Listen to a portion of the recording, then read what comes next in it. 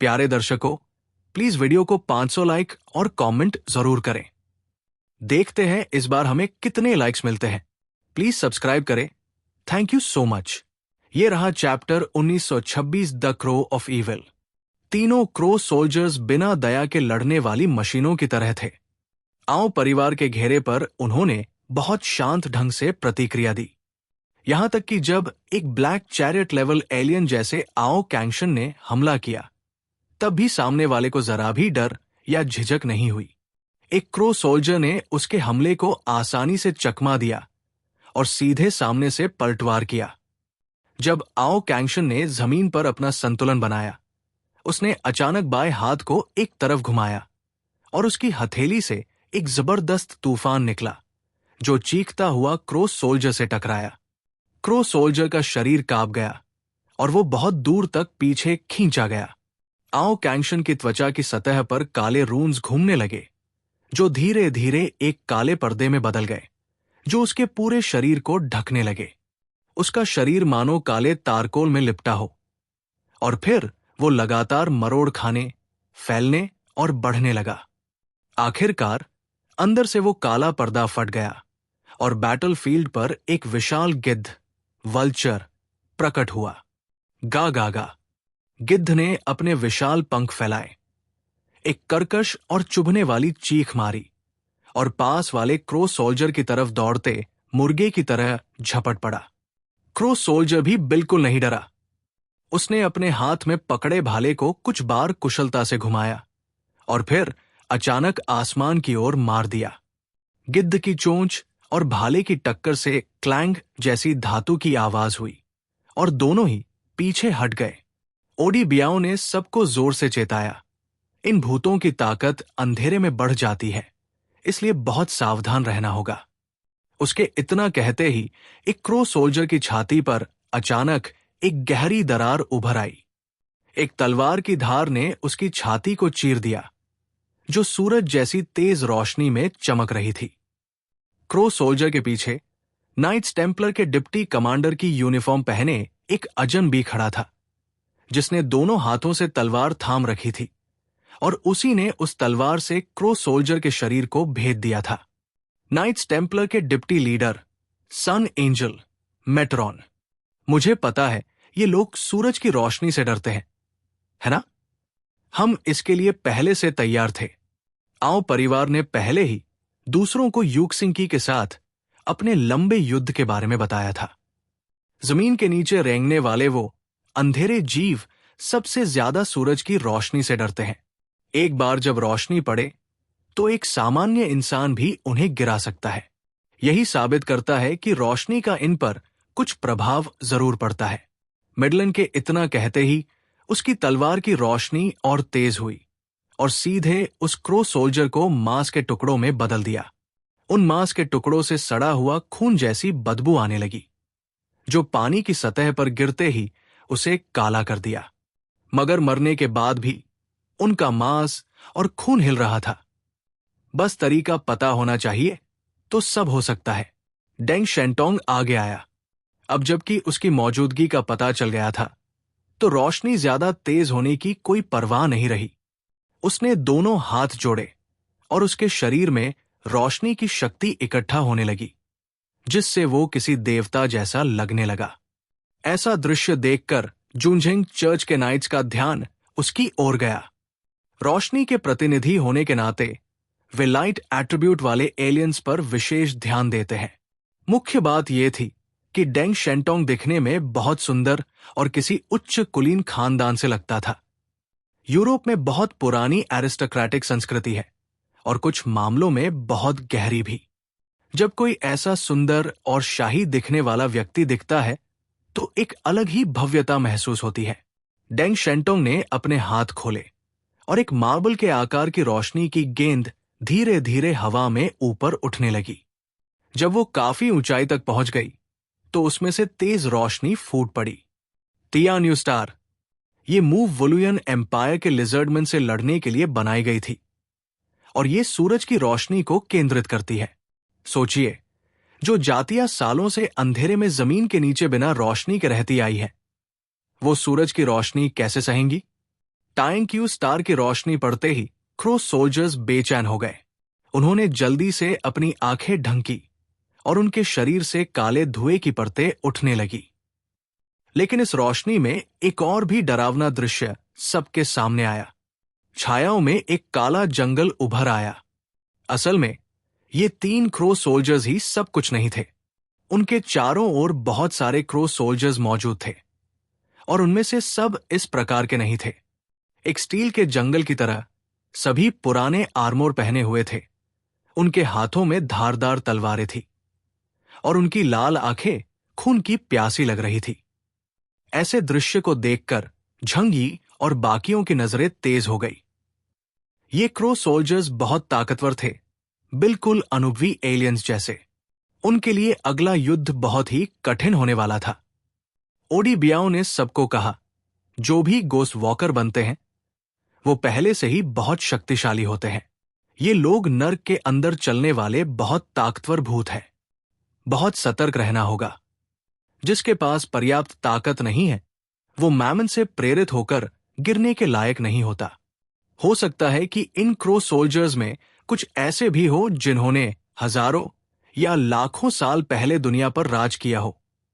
जैसे ही डेंग शेंटोंग की रोशनी चमकी, अंधकार ने उसे दबा दिया, लेकिन उसके साथ ही सबके लिए एक बड़ा रोशनी का क्षेत्र खुल गया।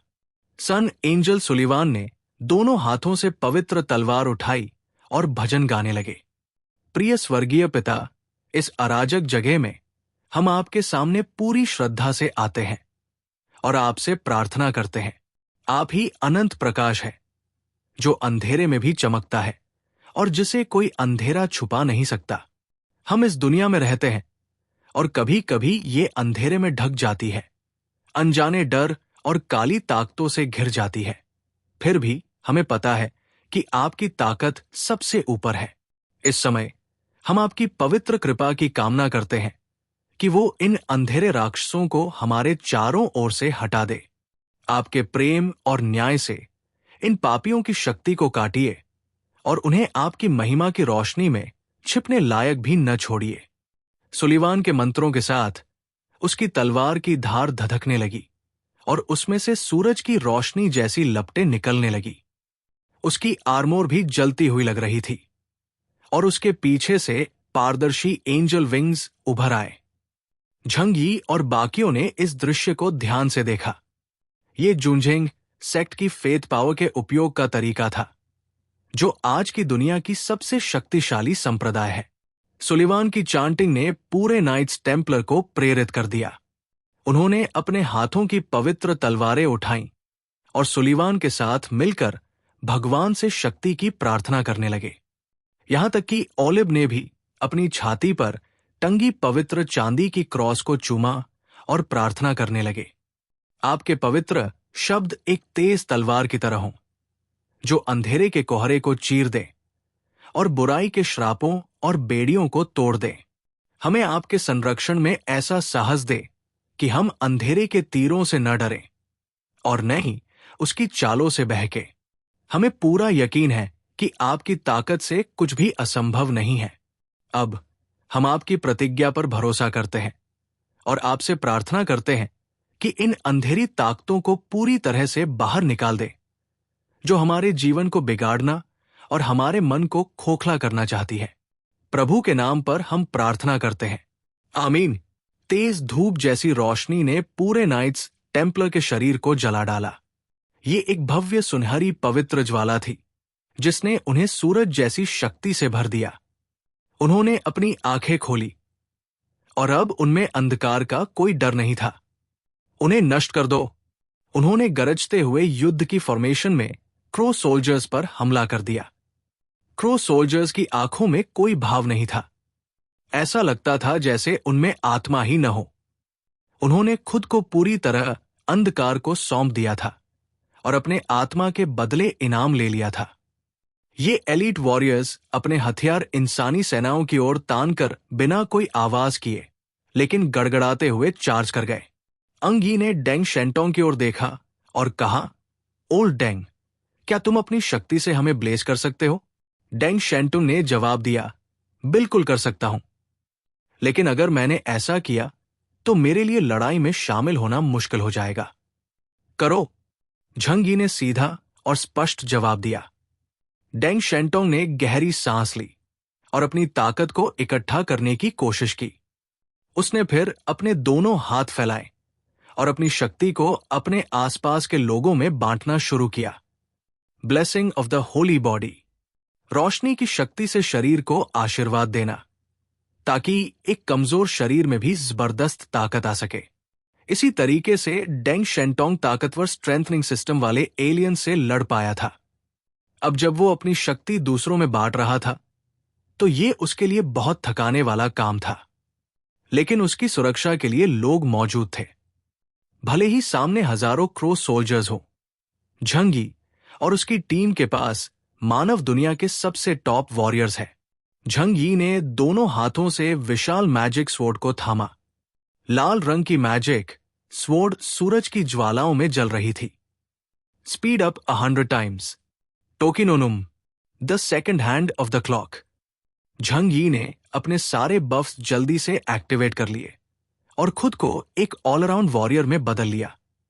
बिल्कुल भी देर न करते हुए उसने सामने वाली बैटल फॉर्मेशन में छलांग लगा दी। क्रो सोल्जर्स ने बहुत तेजी से प्रतिक्रिया दी। वे फैलकर एक आर्क में झंग यी को घेरने लगे। इसके बाद कई भाले मुश्किल एंगल से झंग यी के शरीर की ओर बढ़े। इससे साफ था कि ये सैनिक युद्ध में बहुत अनुभवी थे।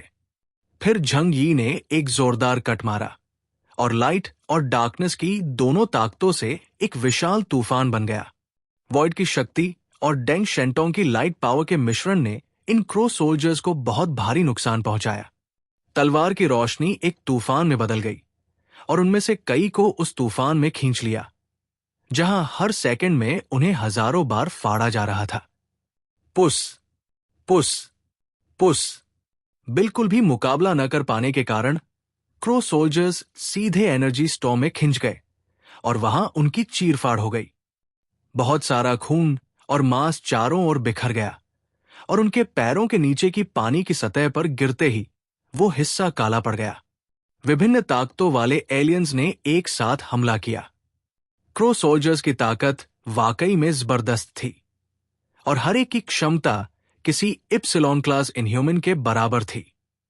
लेकिन सूरज की रोशनी उन पर प्राकृतिक प्रभाव डालती है। सन एंजल्स, सुलिवान और डेंग शेंटोंग की उपस्थिति ने उनकी शक्ति को बहुत दबा दिया और उन्हें जल्दी ही टुकड़ों में काट दिया गया।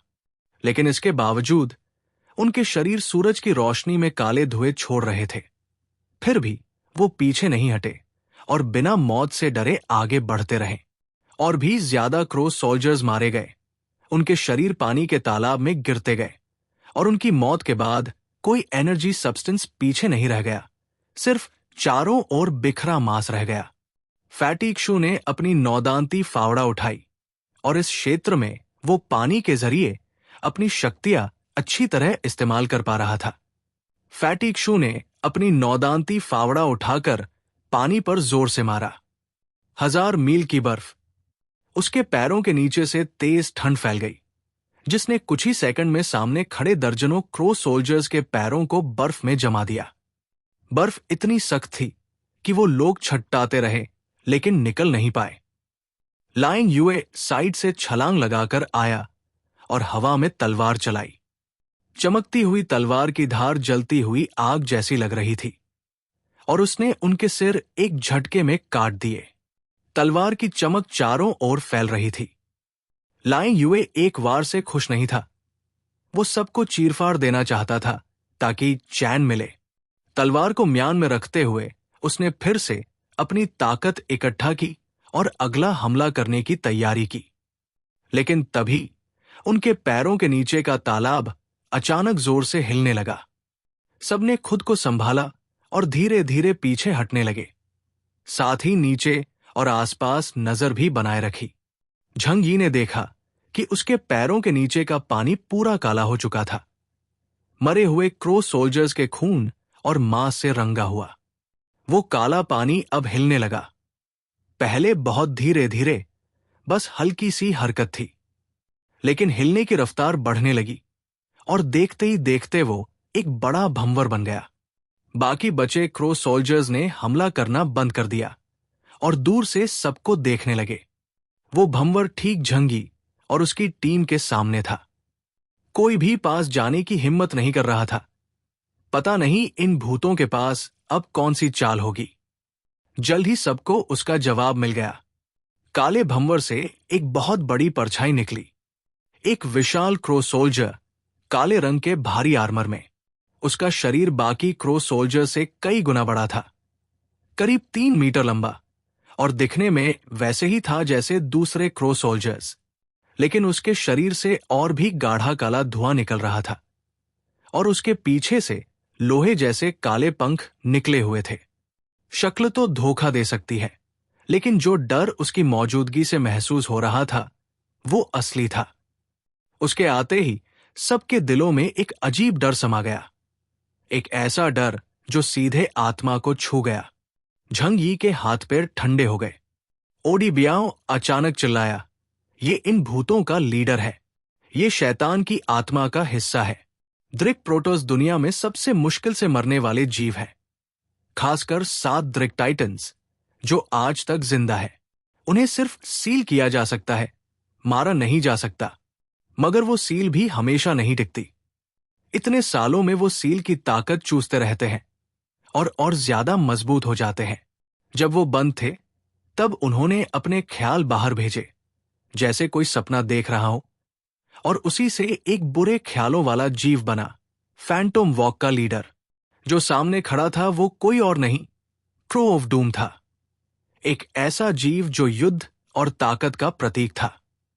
ये तो अच्छा है, इसका मतलब अगर हम इसे यही मार दें तो मैमन को बड़ा नुकसान होगा।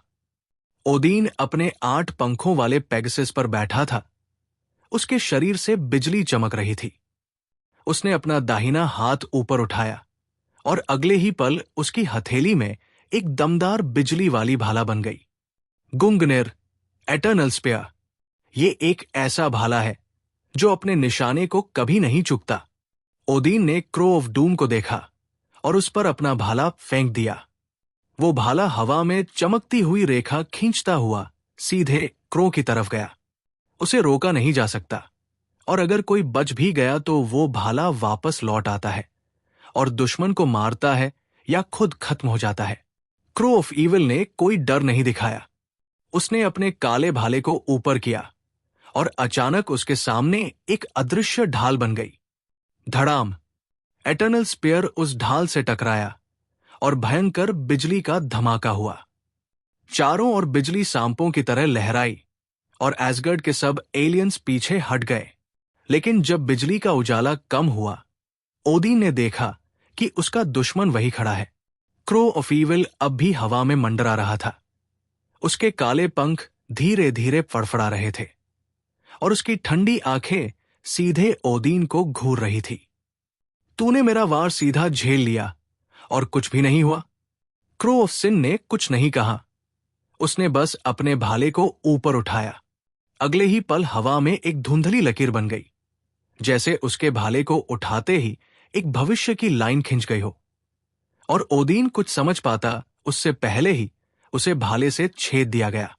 उस बड़े क्रो ने भाला ऊपर उठाया, सीधा उसकी छाती पर निशाना लिया और जोर से भोंक दिया। ओदीन अब होश में आया। ये भाला बहुत ही सीधा था, लेकिन उसमें जानलेवा ताकत थी।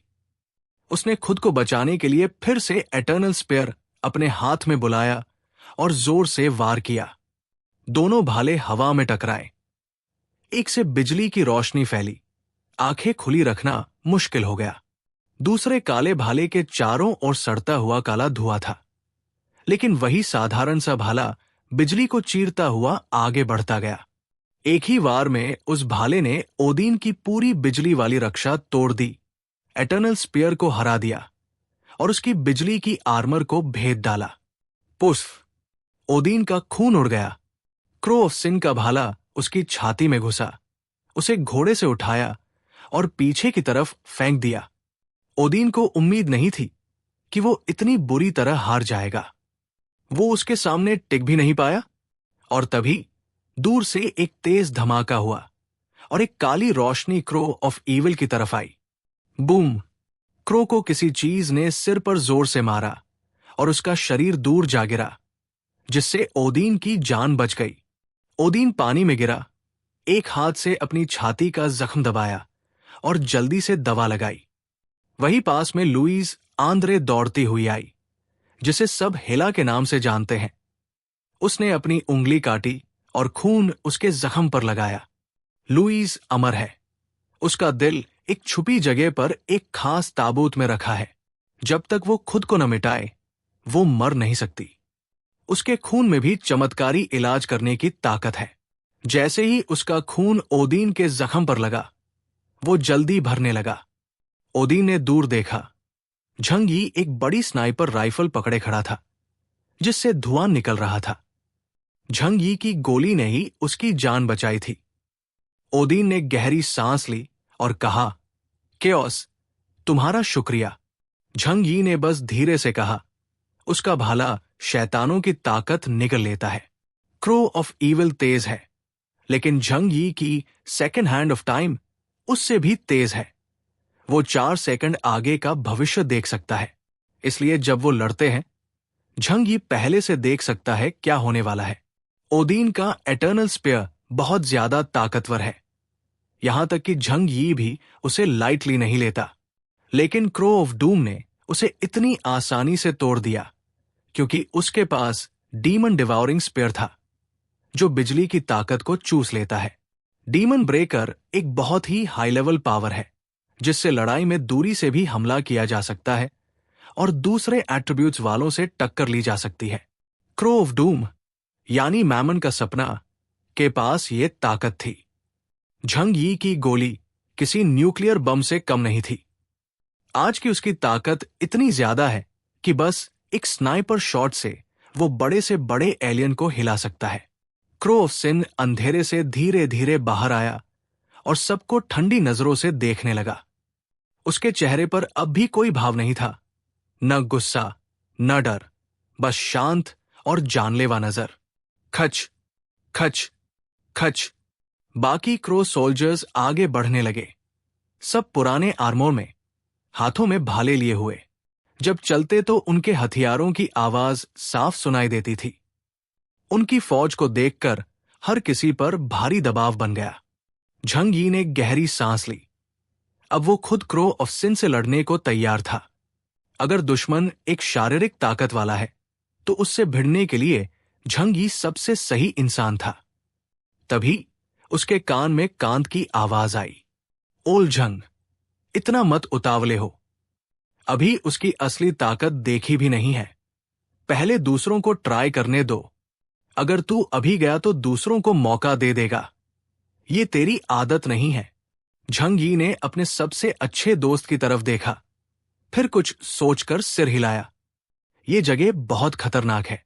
अगर किसी ने भी पीछे हटने की सोची, तो हम सब यही मर सकते हैं। अब हम सबको साथ लड़ना होगा। कांत ने कहा, तू तो ऐसा सोचता है, पर बाकी लोग? झंग यी ने हल्का सा भौहें चढ़ाई।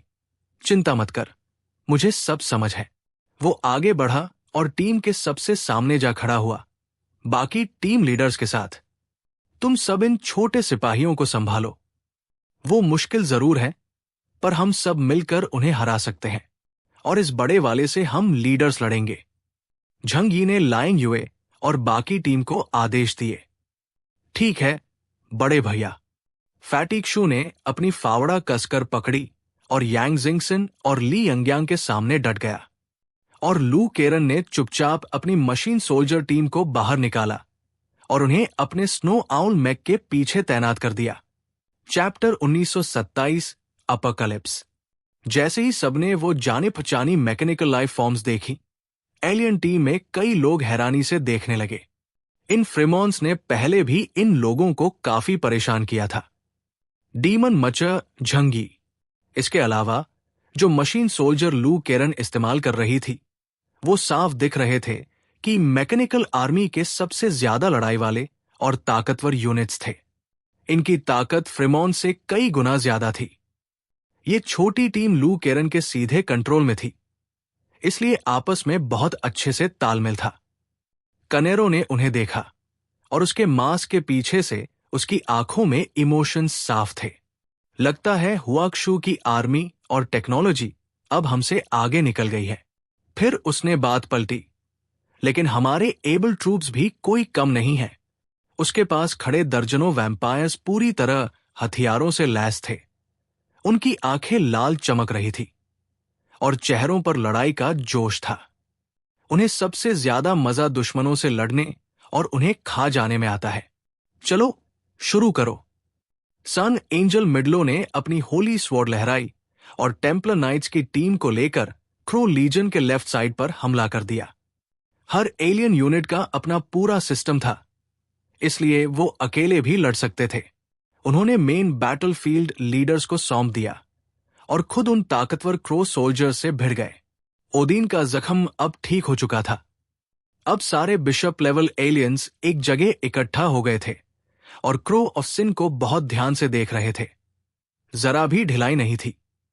ये कोई ऐसा जीव नहीं था जिसे इंसानी ताकत के पैमाने से नापा जा सके। इसका पूरा अस्तित्व ही एक रहस्य था। मैमन के सपनों से बने ये जीव, उनकी ताकत और पावर इंसान की सोच से भी ज्यादा है। झंगी को तो ये भी लगा कि अगर मैमन को पहले लिंग और बाकी 4 नाइट्स ने जख्मी न किया होता तो क्रो ऑफ सिन यहां मौजूद सबको सिर्फ एक सांस में मार देता। मैं सामने से इसे रोकने की कोशिश करूंगा, बाकियों का काम होगा मौका मिलते ही इस पर हमला करना। झंगी ने सबको जल्दी से इंस्ट्रक्शंस दिए। जवाब की जरूरत नहीं थी, टाइम बहुत कम था। सब समझ रहे थे। सामने से डिफेंस की बात करें तो दुनिया के सबसे टॉप एलियंस भी एब्सोल्यूट डिफेंस वालों के सामने नहीं टिकते और झंगी उन्हीं टॉप 3 में से एक है। एक ही पल में क्रो ऑफ इविल उनके पास पहुंच गया। हाथ में बड़ी भाले जैसी स्पेयर थी। काला भाला बहुत ही साधारण था, बस सीधा वार। All things in the universe. एक के बाद एक डायमेंशनल गेट्स उनके चारों ओर खुल गए, जिससे सब एंजल से उनकी रक्षा हो रही थी। भाला सीधे डायमेंशनल गेट में चला गया। ऐसे अटैक्स जब तक झंग यी की एलियन स्पेस को तोड़ने जितनी ताकत न हो, उसका सेनलिवो वैंगसियांग मूव बेअसर कर देता है। क्रो ऑफ डूम का अटैक बेकार गया और उसकी आंखों में थोड़ी हैरानी दिखी। झंग यी ने यही मौका दूसरों को दिया और बाकियों ने बिल्कुल भी देर नहीं की। सब एक साथ एक्टिव हो गए। ओडी ब्याओ लगातार मंत्र पढ़ रहा था। उसके शरीर पर काले रून्स घूम रहे थे।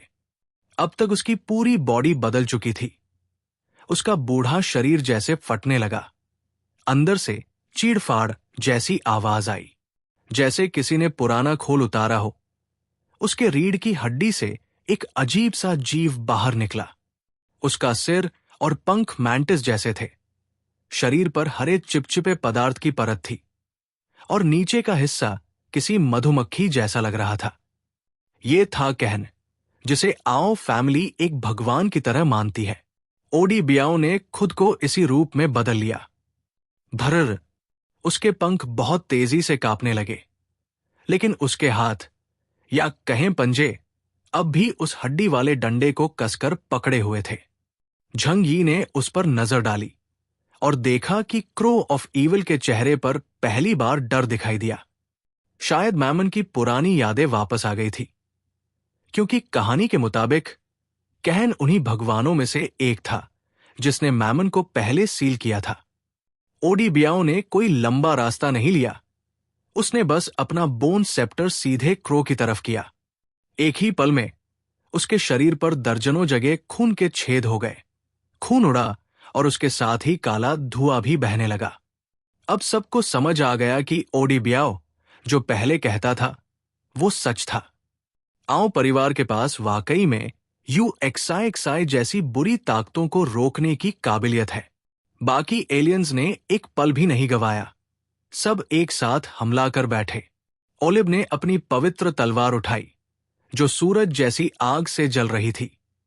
उसके पीछे 6 रोशनी वाले पंख भी निकल आए।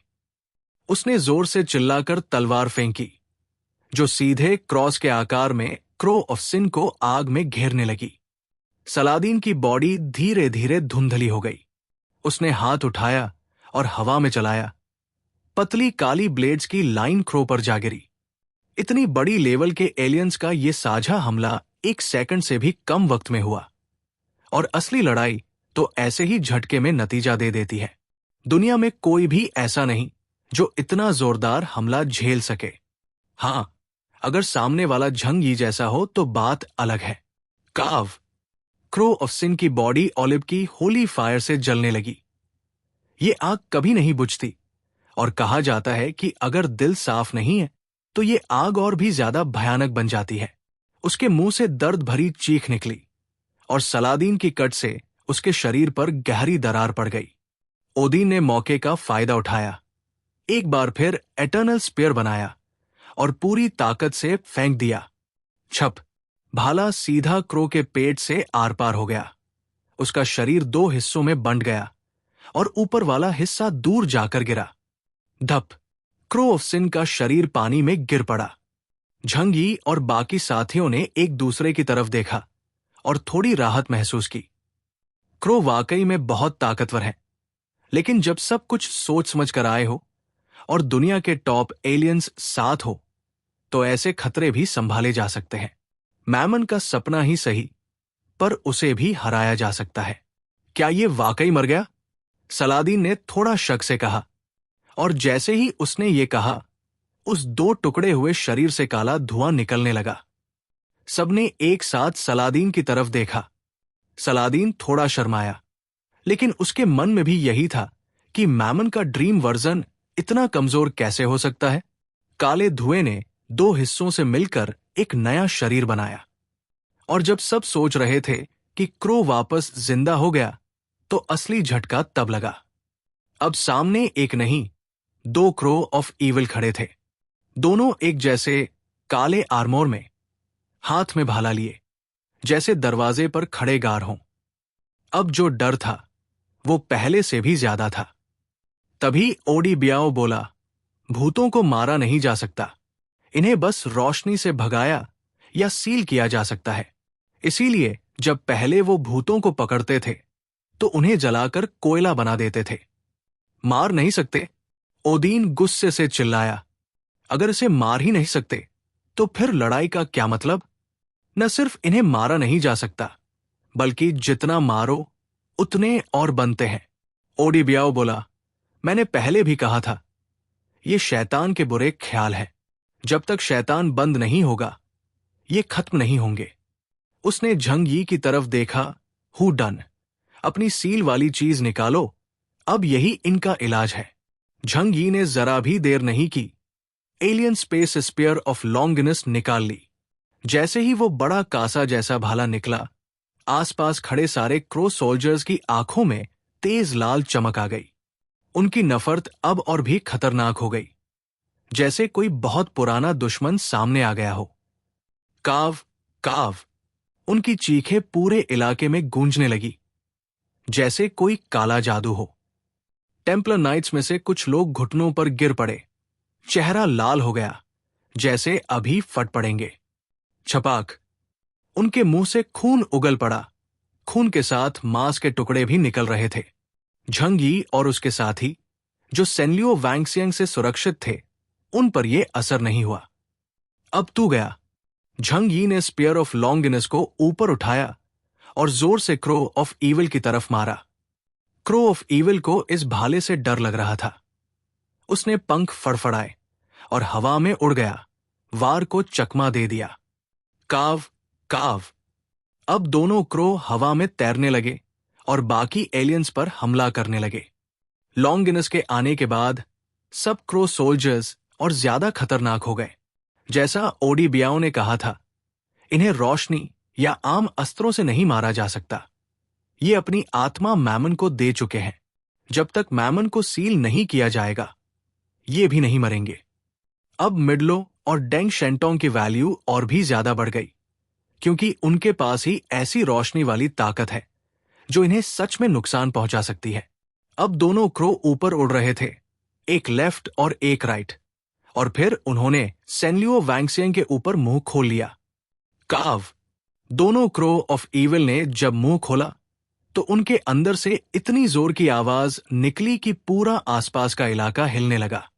झंगी और उसके साथी सेनलियो वंशी से सुरक्षित थे, लेकिन उन्होंने देखा कि बाहर की डायमेंशन डोर्स अब हवा में उड़ते पत्तों की तरह मुड़ने लगी थी, जैसे कोई पतली प्लास्टिक आग में पिघल रही हो। झंगी ने तुरंत कहा, बुरा हुआ, ये अब पहले से भी ज्यादा ताकतवर हो गया है। मेरी सेनलियो वंचू अब इसे ज्यादा देर नहीं रोक पाएगी। हमें अब खुद आगे बढ़कर हमला करना होगा। अगर ऐसे ही चलता रहा तो कुछ ही मिनटों में उसकी सेनलियो वंचू पूरी तरह टूट जाएगी। बाकियों ने सिर हिलाया। सबकी आंखों में अब सिर्फ एक ही बात थी, लड़ना है। चिंता मत करो, हम हाथ पर हाथ रखकर मौत का इंतजार नहीं करेंगे। ओडिबियाओ सबसे पहले आगे बढ़ा और एक क्रो ऑफ ईविल की तरफ बढ़ गया। इस वक्त उसका रूप एक बहुत ही अजीब सा जानवर जैसा हो गया था। सिर मैंटिस जैसा, ऊपर इंसान का शरीर और नीचे मधुमक्खी जैसा। उसे देखकर ही डर लग रहा था। लगता है ये कोई प्राचीन राक्षसी देवता जैसा है। तभी तो वो इतने ताकतवर शैतान मैमन को कभी सील कर पाया था। वो कुछ बड़बड़ा रहा था। उसकी आवाज सुनकर झंगी और बाकी सबको चक्कर जैसा महसूस हुआ और आसपास की जगह रंगीन सी होने लगी। हवा में बड़े बड़े गोल रंगीन चिन्ह बनने लगे। जैसे ही उसका मंत्र तेज हुआ, क्रो ऑफ ईविल के शरीर से काला धुआं निकलने लगा। ओडिबियाओं के शरीर से काले शाप जैसी लकीरें निकली और हवा में मोटी मोटी जंजीरों की तरह बन गई। फिर वो चारों तरफ से क्रो ऑफ ईविल की तरफ गई और उसे बांध लिया। आओ परिवार के ये प्राचीन जादू भूतों को रोकने के लिए ही बनाए गए थे। दूसरी तरफ ओलिव एक चांदी की क्रॉस लेकर सामने खड़ा हो गया। उसने क्रॉस को चूमा और अब उसके हाथ में तलवार नहीं, बल्कि एक मोटी पवित्र किताब, होली बुक थी। उस किताब से सफेद रोशनी निकल रही थी और जैसे जैसे वो पढ़ता गया, पन्ने खुद ब खुद पलटने लगे। भगवान ने कहा, रोशनी हो। तभी किताब से एक तेज रोशनी निकली और क्रो ऑफ ईविल की तरफ उड़ गई। वो रोशनी हवा में जाकर फैल गई और एक बहुत बड़ा सफेद जाल बन गई, जो सीधे क्रो को ढकने जा रहा था। ये जाल देखकर क्रो ऑफ ईविल की आंखों में डर आ गया। काव!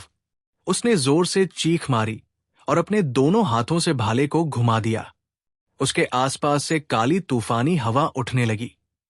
वो डरावनी ध्वनि के साथ सफेद जाल की तरफ गई, लेकिन जैसे ही वो काली हवा उस सफेद जाल से टकराई, तुरंत खत्म हो गई, जैसे किसी दुश्मन से भिड़ते ही गायब हो गई हो। सफेद जाल हवा में सिकुड़ने लगा और क्रो ऑफ ईविल ने भागने के बजाय सीधा भाले के साथ अंदर घुसकर लड़ने की कोशिश की। जाल ने धीरे धीरे उसे चारों तरफ से घेर लिया और एक पिंजरे जैसा बन गया। अब वो उसको दबाने लगा। धड़ धड़ धड़। क्रो ने भाले से बहुत जोर की मार की, लेकिन जाल पर कुछ असर नहीं हुआ। झंगी और बाकी सब हैरानी से देख रहे थे। झंगी ने ओलिव को देखा और सोचा, ये आदमी कितना ताकतवर है। वेटिकन में कार्डिनल का रैंक पोप के बाद आता है और ओलिव तो वेटिकन के 4 हॉर्समैन ऑफ द अपकलिप्स का लीडर है। उसका कोड नेम है माइकल, यानी एंजल्स का राजा। अब समझ आ गया क्यों। इतना सब देखकर भी मैमन के सपने से बने इस जीव को इतनी आसानी से दबाया जाना बहुत ही हैरानी वाली बात थी। तभी झंग यी के पास खड़ा चरण बोला, क्या ये जुनझिंग चर्च की असली ताकत है? झंग यी ने उसकी तरफ देखा और चरण मुस्कुराकर बोला, अगर मैं सही हूं तो ये किताब अपकलिप्स है, जो होली सी की सबसे पुरानी किताब है। झंग यी ने पूछा, इसमें ऐसा क्या खास है? चरण बोला, ये वो किताब है जिसमें हजारों सालों की आस्था की ताकत है। लोग कहते हैं इसमें भगवान के बेटे की चादर का टुकड़ा भी लगाया गया है और इसीलिए ये किताब अपने आप में बहुत ज्यादा ताकतवर है। मैंने नहीं सोचा था कि पोप खुद ये किताब देगा। लगता है अगला पोप तय हो चुका है। चरण की बात पर सबने फिर से ओलिव और उसकी किताब को गौर से देखा। ओलिव ने सिर्फ कहा, ये असली अपकलिप्स नहीं, इसकी नकल है। पर यह सुनकर सब और भी हैरान रह गए। अगर नकल में इतनी ताकत है तो असली में क्या होगा? अपकलिप्स की किताब में ओलिव की चांटिंग के साथ रोशनी और तेज हो गई। अब वो एक सच्चे आर्कएंजल माइकल जैसा दिख रहा था। अब वो जाल और छोटा हो रहा था। क्रो कितनी भी कोशिश कर ले, जाल को नहीं तोड़ पा रहा था। आखिर में वो जाल सिकुड़कर सिर्फ कुछ इंच का रह गया और क्रो ऑफ ईविल एक काली बॉल में दब गया। वही ओडिबियाओ ने भी एंशिएंट स्पेल से दूसरे क्रो को पकड़ लिया था। गोस्ट के लीडर को मारा नहीं जा सकता, बस सील किया जा सकता है। बाकी सभी ने भी मदद के लिए कदम बढ़ाए। ओदीन ने एटर्नल स्पीयर को ऊपर उठाया और निशाना लगाया। भाले ने सीधा जाकर क्रो के सीने में छेद कर दिया। बिजली चारों ओर फैल गई और फिर बूम, क्रो ऑफ ईविल का शरीर हवा में फट गया। चारों ओर मांस के टुकड़े और काला धुआं फैल गया। खून फिर से पानी में गिरा। बूम, तभी अचानक फिर से जमीन हिली और अब पहले से भी ज्यादा भारी ईविल एनर्जी आ गई। इंसानी टीम को अंदर से डर महसूस हुआ। अब तक ओलिव ने एक क्रो को दबा लिया था, लेकिन वो थोड़ा भी चैन नहीं ले पाया। अंधेरे से फिर से 4 क्रो ऑफ ईविल एक साथ सामने आ गए। अब उनके अंदर की नफरत और ज्यादा डरावनी थी और उनकी ताकत पहले से भी ज्यादा। अगर इन्हें मारने से ये और ताकतवर बनते जा रहे हैं और गोस्टली टेरिटरी की वजह से मरे भी नहीं जा सकते, तो हम कैसे लड़े? डेथ गॉडेस हेला के चेहरे पर चिंता थी। जो खुद कभी नहीं मरती, वो भी ऐसे दुश्मनों से परेशान थी। ओडिबियाओ भी सोच में पड़ गया। आओ परिवार के पास सील करने की ताकत तो है, लेकिन एक साथ 4 को रोकना बहुत मुश्किल है। अगर ऐसा ही चलता रहा तो हम जरूर फंसेंगे। झंग यी ने कहा। अब वो हल खोजने की कोशिश कर रहा था। उसने सोचा कि क्या इन क्रो को जिंदा पकड़कर अपनी एलियन स्पेस में बंद कर देना चाहिए, लेकिन इसमें बहुत रिस्क था, क्योंकि अगर मैमन का यह सपना ज्यादा ताकतवर हुआ तो उसकी पूरी स्पेस भी टूट सकती है। तभी कांत की आवाज आई, ये लड़ाई कभी खत्म नहीं होगी। जब तक मारे नहीं जा सकते, तब तक भाग ही लेना सही रहेगा। ओल झंग, चलो भाग चलते हैं। झंग यी का मन डोल गया, लेकिन वो सबको छोड़कर भागना नहीं चाहता था। वो बस हर ऑप्शन सोच रहा था। वैसे भी चारों ओर अंधेरा है, भागना भी आसान नहीं है। यांग जिंगसन ने कहा, अगर सबको लेकर ऐसे ही अंधेरे में दौड़ पड़े तो और बुरी हालत होगी। कांत बोला, तो फिर ऐसा करते हैं, बाकियों को यही छोड़ दो। हम 2-3 लोग रास्ता ढूंढने निकलते हैं। अगर कुछ मिला तो वापस आकर सबको ले जाएंगे। झंगी थोड़ी देर सोच में रहा, पर उसे लग रहा था कि ये ठीक नहीं है। उसका दिल कह रहा था, सबको छोड़ना सही नहीं होगा। कांत ने कहा, ओल झंग, कम से कम कोशिश तो करनी चाहिए। उसने एक दिशा की तरफ इशारा किया। मुझे लग रहा है वहां कुछ अजीब मिलेगा। तू जानता है मेरी सिक्स्थ सेंस कितनी सही होती है। झंग यी और यांग जिंगसन ने सिर हिलाया। हां, कांत की गट फीलिंग अक्सर सही निकलती है। कई बार उसकी इसी सेंस से सबने मौत से बचाव पाया है। झंग यी बोला, हम कोशिश कर सकते हैं, लेकिन मैं थोड़ा और रुकूंगा। उसका दिल कह रहा था, अभी सबको छोड़ना ठीक नहीं। कांत ने कहा, ठीक है, तू नहीं चाहता तो मैं तेरे साथ हूं। अब क्रो ऑफ ईविल और एलियंस के बीच लड़ाई और भयानक हो गई। ओलिव की अपकलिप्स किताब बार बार नहीं चल सकती थी। उसने एक क्रो को दबा दिया था। बाकी से लड़ने की कैपेसिटी अब नहीं बची थी। क्रो बार बार टूटकर नए बन रहे थे।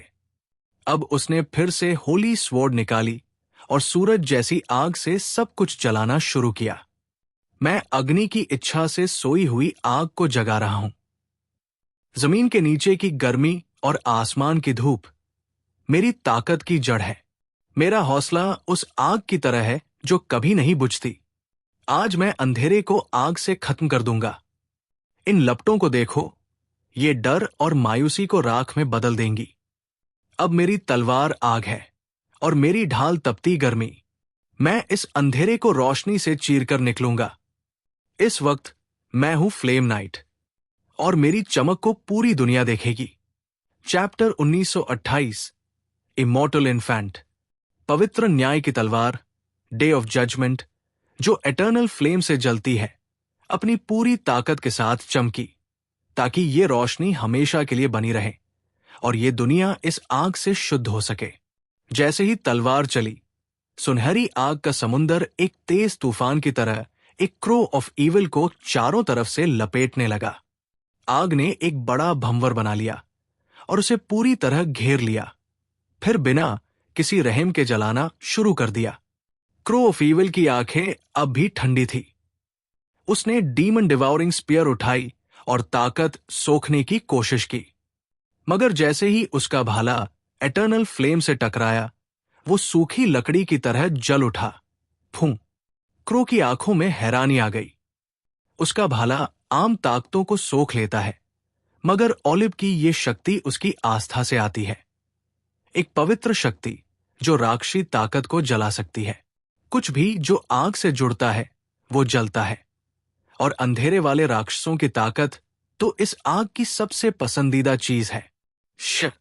आग अब भाले से उसके शरीर तक पहुंच गई और उसे बिना दया के जलाने लगी। काव! क्रो ऑफ सिन के मुंह से दर्द भरी चीख साफ सुनाई दी। झंग यी ने मन में सोचा, अब समझ आया कि जुंझेंग चर्च को ये सब लीड करने का भरोसा क्यों था। आओ परिवार की तरह इनके पास भी ये पुरानी सील करने वाली ताकत है। उसके दिमाग में एक और बात आई। इस धरती पर जब से इंसानों की नस्लें बनी, हर जनरेशन को द्रिक देवताओं से लड़ना ही पड़ा। द्रिक एक ऐसी जाति है जिसे खुद देवता भी मारने से डरते हैं। ये वक्त के साथ और मजबूत होते जाते हैं और पूरी तरह मरे भी नहीं जा सकते। यह ट्राइब से लेकर यैक, यहूया और फिर छठी नस्ल तक किसी ने इस टक्कर से बचाव नहीं किया। हर पीढ़ी ने अपनी अपनी सील करने की टेक्निक बनाई ताकि द्रिक गॉड्स और उनके फॉलोअर जैसे शैतानों को रोका जा सके। क्या हमारी हुएक्सो नेशन के पूर्वजों की असली ताकत किमेंदुंजिया थी? झंग यी के मन में ये सवाल उठा, मगर फिर उसे अफसोस भी हुआ, क्योंकि हुएक्सो की ज्यादातर प्राचीन बातें इतिहास में खो चुकी है। बहुत कम चीजें बची है। यांग जिंगसिन जैसी समझदार लड़की भी बस इतिहास के कुछ टुकड़ों से ही कुछ अंदाजा लगा पाई थी। ये वाकई में दुख की बात है, लेकिन अब पछताने का टाइम नहीं था। लड़ाई चल रही थी। झंग यी ने एक ईविल क्रो की तरफ देखा। उसने अपनी ताकत से एक लंबी जंजीर बनाई और जोर से फेंकी, क्योंकि अगर मारा नहीं जा सकता तो फिर मारने का फायदा नहीं। अब वो उसे अपनी एलियन स्पेस में खींचना चाहता था। क्रो ने जंजीर को आते देखा और तुरंत भाले से वार किया, लेकिन जैसे ही जंजीर उसके भाले को छुई, वो अचानक फूल जैसी खुल गई। उस जंजीर से हजारों पतली पतली काली शाखाएं निकली, चारों तरफ फैल गई और पूरा एरिया घेर लिया। इतनी ज्यादा शाखाएं थी कि देखने से ही डर लगने लगा। आसपास के कईयों को जगह छोड़नी पड़ी और कई क्रो सोल्जर्स तो सीधा कुचल दिए गए। झंग यी के इस डिवाइन रिफाइनिंग का असली कोर ग्रीन नाइट बॉस है। वो कोई लड़ाई वाला एलियन नहीं था, लेकिन उसमें सबसे ज्यादा लाइफ पावर थी। यानी मरने के बाद उसका शरीर एक जबरदस्त हथियार बन गया। अब इसके सारे पार्ट्स लू कैन ने बदल दिए थे, मगर उसका असली स्वॉर्ड इन द ट्री वाला कोर अभी भी वही था। बस एनर्जी मिलती रहे तो वो लगातार बढ़ता जाएगा। बस कुछ ही सेकंड में वो एक बड़ा पिंजरा बन गया। वो पिंजरा बहुत सख्त, तेज और बार बार बनने वाला था। क्रो जितना भी मार ले, उसको पूरी तरह तोड़ नहीं पा रहा था। इतनी सारी काली मेटल बेलें हवा में फैल गई। झंग यी का दाया हाथ उस पिंजरे की जड़ बना रहा था। ऐसा लग रहा था जैसे ये बेलें आसमान से भी ऊपर चली गई हों। Ton ton ton. क्रो बहुत तेज भाले चला सकता था, लेकिन वो ज्यादा बड़ा एरिया कवर नहीं कर सकता था। वो एक जनरल जैसा था, हैवी अटैकर, लेकिन रेंज अटैक नहीं करता। एक वार से वो हजारों बेले काट सकता था, मगर झंग यी ने डिवाइन रीफाइनिंग को और हजारों बार रीजनरेट कर दिया। अब वो मेटल बॉल और बड़ी हो गई और धीरे धीरे अंदर की तरफ दबने लगी। Swish swish swish. हर तरफ से मेटल बेले नुकीली तलवारों जैसी बन गई और क्रो पर टूट पड़ी।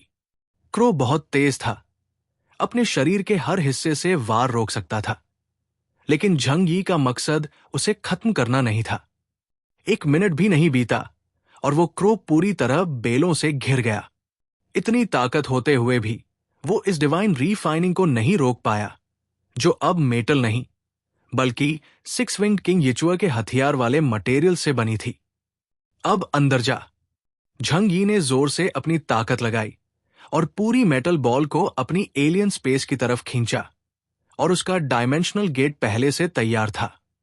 धड़ धड़ धड़। क्रो पूरे जोर से अंदर से बैरियर को मारता रहा, लेकिन मेटल बॉल बस थोड़ी सी फूलती थी, टूटती नहीं। कुछ सेकंड में वो मेटल बॉल सीधा एलियन स्पेस में समा गई। झंग यी ने दरवाजा बंद किया और अपनी डिवाइन पावर वापस ली। एक ईविल क्रो सील हो गया। ये देखकर सब एलियंस दंग रह गए। ओलिव तो धार्मिक रेलिक और फेथ की ताकत से क्रो को दबा पाया था, मगर झंग यी ने अपनी खुद की ताकत से ऐसा किया। यहां तक कि ओदीन, जो खुद को सबसे टॉप का गॉड किंग मानता था, अब झंग यी की तरफ इससे देख रहा था। यूरोप में वो हमेशा किंग आर्थर को अपना सबसे बड़ा दुश्मन मानता था, मगर अब किंग आर्थर की हार की खबर दुनिया भर में फैल चुकी थी। पहले तो उसे विश्वास नहीं हुआ, लेकिन अब झंग यी को देखकर मानना पड़ा। ये लड़का बहुत ज्यादा ताकतवर है और उसके पास तो हर वक्त कुछ न कुछ नया तरीका होता है, जैसे ट्रम्प कार्ड। झंग यी ने जैसे ही एक क्रो को सील किया, दूसरी तरफ चरण और बाकियों के पकड़ने की कोशिश फेल हो गई और वो क्रो फिर से टूटकर और ज्यादा बन गया। अब सबके सामने ईविल क्रोस की गिनती 10 हो चुकी थी। अब उनकी ताकत पहले से भी ज्यादा थी, यहां तक कि ओदीन का एटर्नल स्पीयर भी उनमें से किसी एक की रक्षा नहीं तोड़ पा रहा था। सबका मन भारी हो गया। अगर ऐसे ही चलता रहा तो ये कभी खत्म ही नहीं होगा। कांत की आवाज फिर झंग यी के कान में आई। ओल्ड झंग, अब भाग चल। अगर ऐसे ही लड़ते रहे तो हार पक्की है। झंग यी समझ रहा था, कांत सही कह रहा है। दृक देवताओं को तो असली देवता भी नहीं मिटा पाए, और ये तो उनका बस सपना है, फिर भी इतना डरावना। अब 10 क्रो चारों तरफ से सबको घेर चुके थे। वही लाइंग युए और बाकी अब भी सोल्जर से भिड़े हुए थे। सन एंजल मिडिलिन और डेंग शेंटोंग सबको मंत्रों से कवच दे रहे थे, ताकि गोस्ट वॉकर्स के शरीर को जलाया जा सके। मगर अंधेरे में उन गोस्ट वॉकर्स की संख्या भी बढ़ती जा रही थी। हमें यहां से निकलना ही होगा। झंग यी ने कहा, चरण, किस दिशा में जाए? चरण ने देखा। उनकी जगह एक लंबी घाटी जैसी थी। चारों ओर घना धुआं फैला था, लेकिन उन्होंने एक दिशा तय की। 10 बजे की दिशा में चलो। झंग यी ने सिर हिलाया। ठीक है, अभी निकलते हैं। सभी लोग तैयार हो जाओ, लाइन में चलो।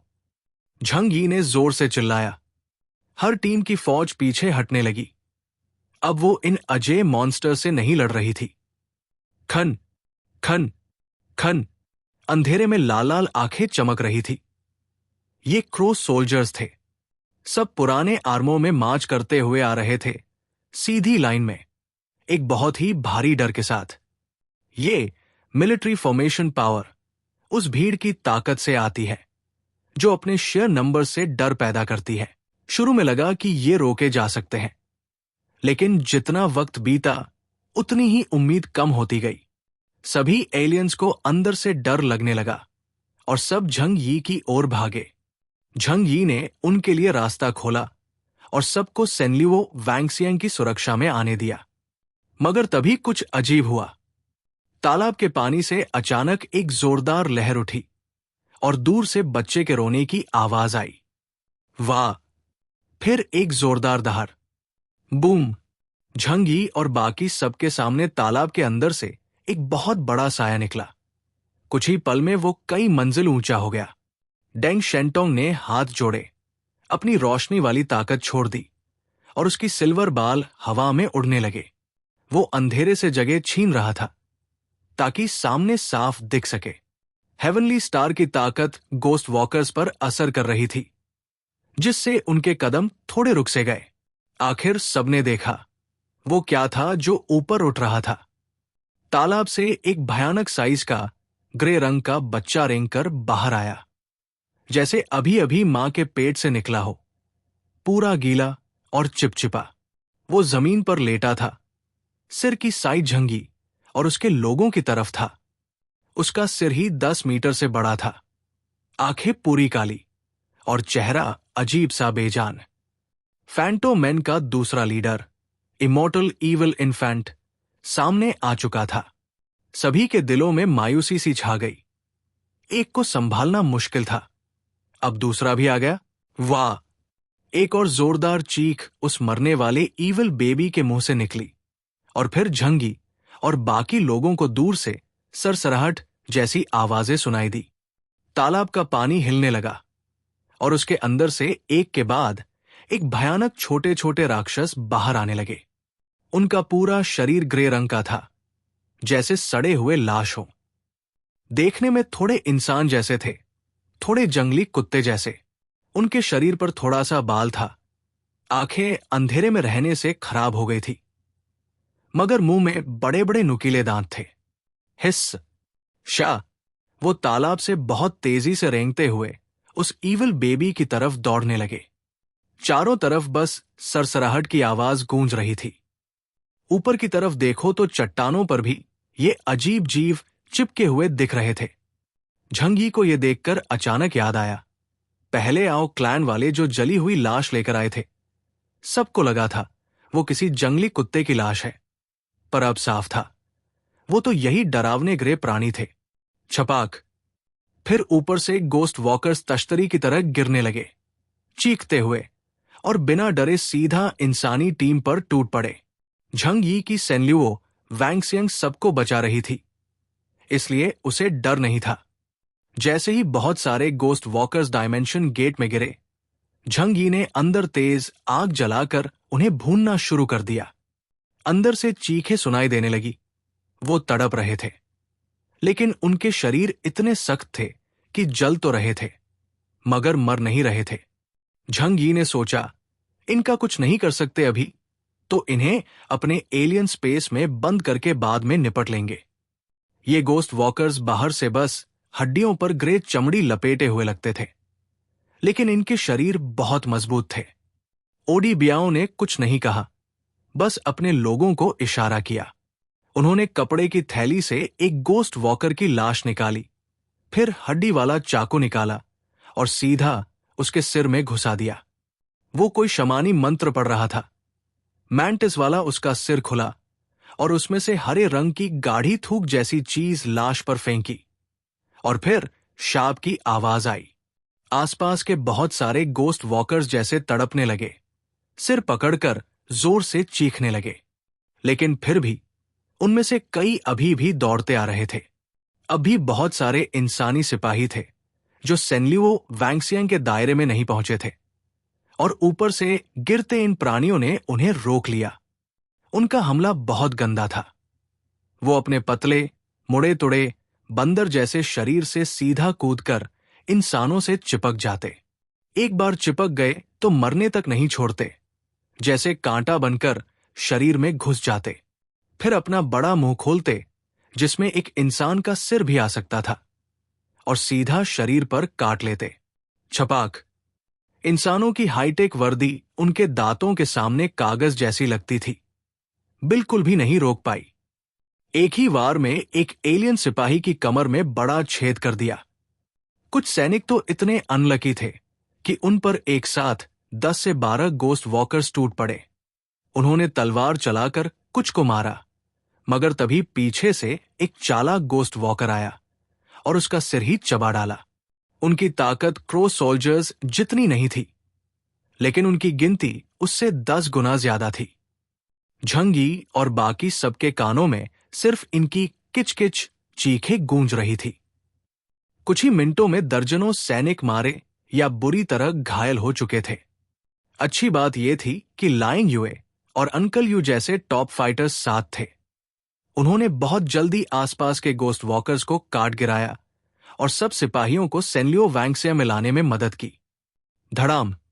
वो मरता बच्चा जैसा दिखने वाला जीव पानी में करवट लेकर लेट गया। बस तालाब में पड़ा झंगी और बाकियों को घूरता रहा। फिर अचानक उसने मुंह खोला और एक भयानक टेढ़ी मुस्कान दी। वाह! उसके मुंह से काले रंग की एक जबरदस्त एनर्जी वेव निकली, सीधा झंगी की सेनलियो वैंगसियांग की तरफ। इसी वक्त बाकी क्रो ऑफ ईविल भी चीखते हुए भयानक साउंड वेव्स छोड़ने लगे। अब झंग यी भी सेनलियो वैंगसियांग के भरोसे ये सब नहीं रोक सकता था। लेकिन बाकियों ने भी हार नहीं मानी। सबने तालमेल से जवाबी हमला शुरू कर दिया। All things in the world are accessible, यानी अंदर से किया गया हमला रोका नहीं जा सकता। आओ अपने 8 पंखों वाले पेक्सिस पर चढ़ा था। उसके हाथ में बिजली जैसी भाले बनी थी, 3 मीटर लंबी। उसने अपना एटर्नल स्पेयर एक क्रो की तरफ फेंका, बिजली से चमकता हुआ भाला, जिससे बचा नहीं जा सकता। क्रो ने पूरी ताकत से ध्यान लगाकर रोका, क्योंकि ये वार चुकने वाला नहीं था। ओलिबू और बाकी लोग भी पीछे नहीं हटे। होली फायर जल रही थी और शैडो ब्लेड्स हवा में उड़कर ईविल बेबी के हमले से भिड़ रही थी। मगर सच तो ये था, उन दोनों की ताकत मिलकर भी इस ईविल बेबी से कम लग रही थी। ईविल बेबी की एनर्जी क्रो से भी ज्यादा खतरनाक थी। अच्छा यह रहा कि उनके पीछे कई एलियन फाइटर्स थे। अब सूरज और चांद के 2 देवदूत साथ आए। होली स्वॉर्ड से सूरज चांद की रोशनी निकली और वो सीधे ऊपर जाकर इन राक्षसों से भिड़ गए। ये दोनों नाइट्स टेम्पलर के वाइस कैप्टन थे और कल्ट लेवल तक की ताकत रखते थे। खर तभी बगल से एक ठंडी मगर गुस्से भरी हंसी आई। झंग यी ने देखा, भीड़ में एक नया चेहरा दिखा। एक औरत थी, पूरी काली चादर बुर्का में ढकी हुई, बस नुकीली ठोड़ी और लाल होंठ दिख रहे थे। झंग यी को याद नहीं कि ऐसी कोई औरत यहां थी। उसने अपने हाथ उठाए, पतले सफेद जैसे हड्डी के और नाखूनों पर लाल रंग जैसे खून की लाली थी। नाइट इज कमिंग, उसके मुंह से ये निकला और अगले ही पल पूरा इलाका अंधेरे में डूब गया। सब रोशनी गायब। मगर झंग यी और बाकी सबकी आंखों के सामने ये अंधेरा बस एक पल रहा, फिर सब साफ दिखने लगा। अब सील्ड लैंड का अंधेरा इनके लिए कोई दिक्कत नहीं था। सब गोस्ट वॉकर्स साफ दिख रहे थे। उधर गोस्ट वॉकर्स ही डर गए। क्रो सोल्जर्स चारों तरफ देख रहे थे, जैसे अंधे हो गए हों। आंद्रे ने हैरानी से पूछा, तुम कौन हो? वो औरत बोली, मैं हूं goddess of the night, NYX। Goddess of the night? सब सोच में पड़ गए। कभी इस एलियन दुनिया में ऐसा नाम नहीं सुना। मगर कैडल्स और कनेरो पास ही खड़े थे और उनकी नजरों में नाराजगी नहीं, बल्कि थोड़ी हंसी थी। वो हमारी ही टीम की है। दरअसल वो चरण है। सबका मुंह खुला रह गया। चरण? वो तो अब औरत बन गया। उसका चेहरा, शरीर सब पूरा बदल गया था। कोई जादू या टोटका नहीं, ये तो पूरा ट्रांसफॉर्मेशन था। चरण या NYX, कोई नहीं जानता इसका असली राज क्या है। इनह्यूमंस की जानकारी वैसे भी गोपनीय होती है। अब कोई और कुछ नहीं बोला, क्योंकि NYX की वजह से सबको अंधेरे में भी साफ दिख रहा था और ये बहुत बड़ी मदद थी। लाइन युए ने तलवार उठाई और तेज काली तलवारों की रेखा हवा में छोड़ दी, जो क्रो सोल्जर्स को चीरती चली गई। शाह, आसमान में उड़ रहे छोटे भूतों पर रोशनी का असर नहीं पड़ा। उन्होंने हमला जारी रखा। डार्क नाइट, NYX ने हथेली पलटी और उसके आसपास की हवा चिपचिपी हो गई, जैसे कोई अदृश्य कीचड़ बन गया हो। अब जो भी ऊपर से गिरा वो जाम सा हो गया। NYX ने अपने हाथ फैलाए। सफेद सी हड्डी जैसी उंगलियां फैल गई, जोड़ खड़कने लगे। नाइट में एक तेज हवा चली और उसके साथ भयानक चीख। ऊपर से गिरते सारे छोटे भूत कटेक्टे से नीचे गिरने लगे। सारा भी अंधेरे में गायब हो चुकी थी और अब वो छिप छिप कर उन गोस्ट्स को मारने लगी। इविल बेबी की आंखें अब कुछ नहीं देख पा रही थी और वो और जोर से रोने लगा। वाह वाह, वाह, वाह। वो अब अपने भारी हाथों से जमीन पर खुद को टिकाकर खड़ा हो गया। फिर मुंह खोलकर चारों तरफ एनर्जी वार फेंकने लगा। उसकी ये एनर्जी वेव इतनी जबरदस्त थी कि आसपास की चीजें परत दर परत टूटने लगी। उसने अपने बड़े हरे हाथ ऊपर उठाए, जैसे ज़ॉम्बी के हाथ हो, और आसपास जोर जोर से मारने लगा। एक मुक्का सीधा झंग यी की टीम की तरफ पड़ा। एकदम ठंडा और चिपचिपा सा मरा हुआ एहसास हर जगह फैल गया, जैसे कोई जहरीला सांप शरीर में लिपट गया हो। धड़ाम! उसका एक बड़ा हाथ इतनी जोर से गिरा कि सेनलियो वैंगसियांग के डिफेंस में एक बहुत बड़ा छेद हो गया। चैप्टर 1929। कई बार के जबरदस्त हमलों के बाद झंग यी की सेनलियो वनचेंग आखिरकार टूट गई। ब्रायन, उसके लिए भी ये मुमकिन नहीं था कि वो दो यूकी लीडर्स के एक साथ इतने राउंड के हमलों को झेल पाता। लेकिन दूसरी तरफ, अगर वो यहां नहीं होता तो अब तक कोई भी जिंदा नहीं बचता। इस तबाही ने सभी को मजबूर कर दिया था कि वो दो भूतिया लीडर्स, अनडेड इविल इन्फेंट और इविल क्रो, का सामना करें। और उनके चारों ओर अनगिनत गोस्ट मास्टर्स थे। धड़ाम! अनडेड इविल बेबी ने अपने मुंह से एक बीम ऑफ लाइट निकाली, जो पानी के तालाब को पार करती चली गई। झंग यी ने फौरन अपने साथ खड़े लोगों को लेकर बचाव किया। उसने अपना मैजिक नाइफ निकाला और वॉइड की शक्ति से उसके पीछे एक विशाल भंवर बन गया।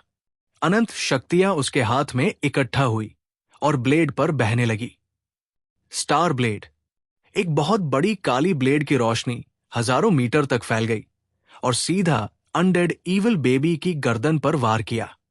हालांकि उसकी गर्दन मोटी चर्बी से भरी थी, लेकिन तर्क कहता है कि वही उसका सबसे कमजोर हिस्सा है। जैसे ही तलवार लगी, उसकी गर्दन पर एक लंबी पतली दरार बन गई, लेकिन वहां से खून की जगह काले डीमोनिक एनर्जी का फुवारा निकल पड़ा। वाह!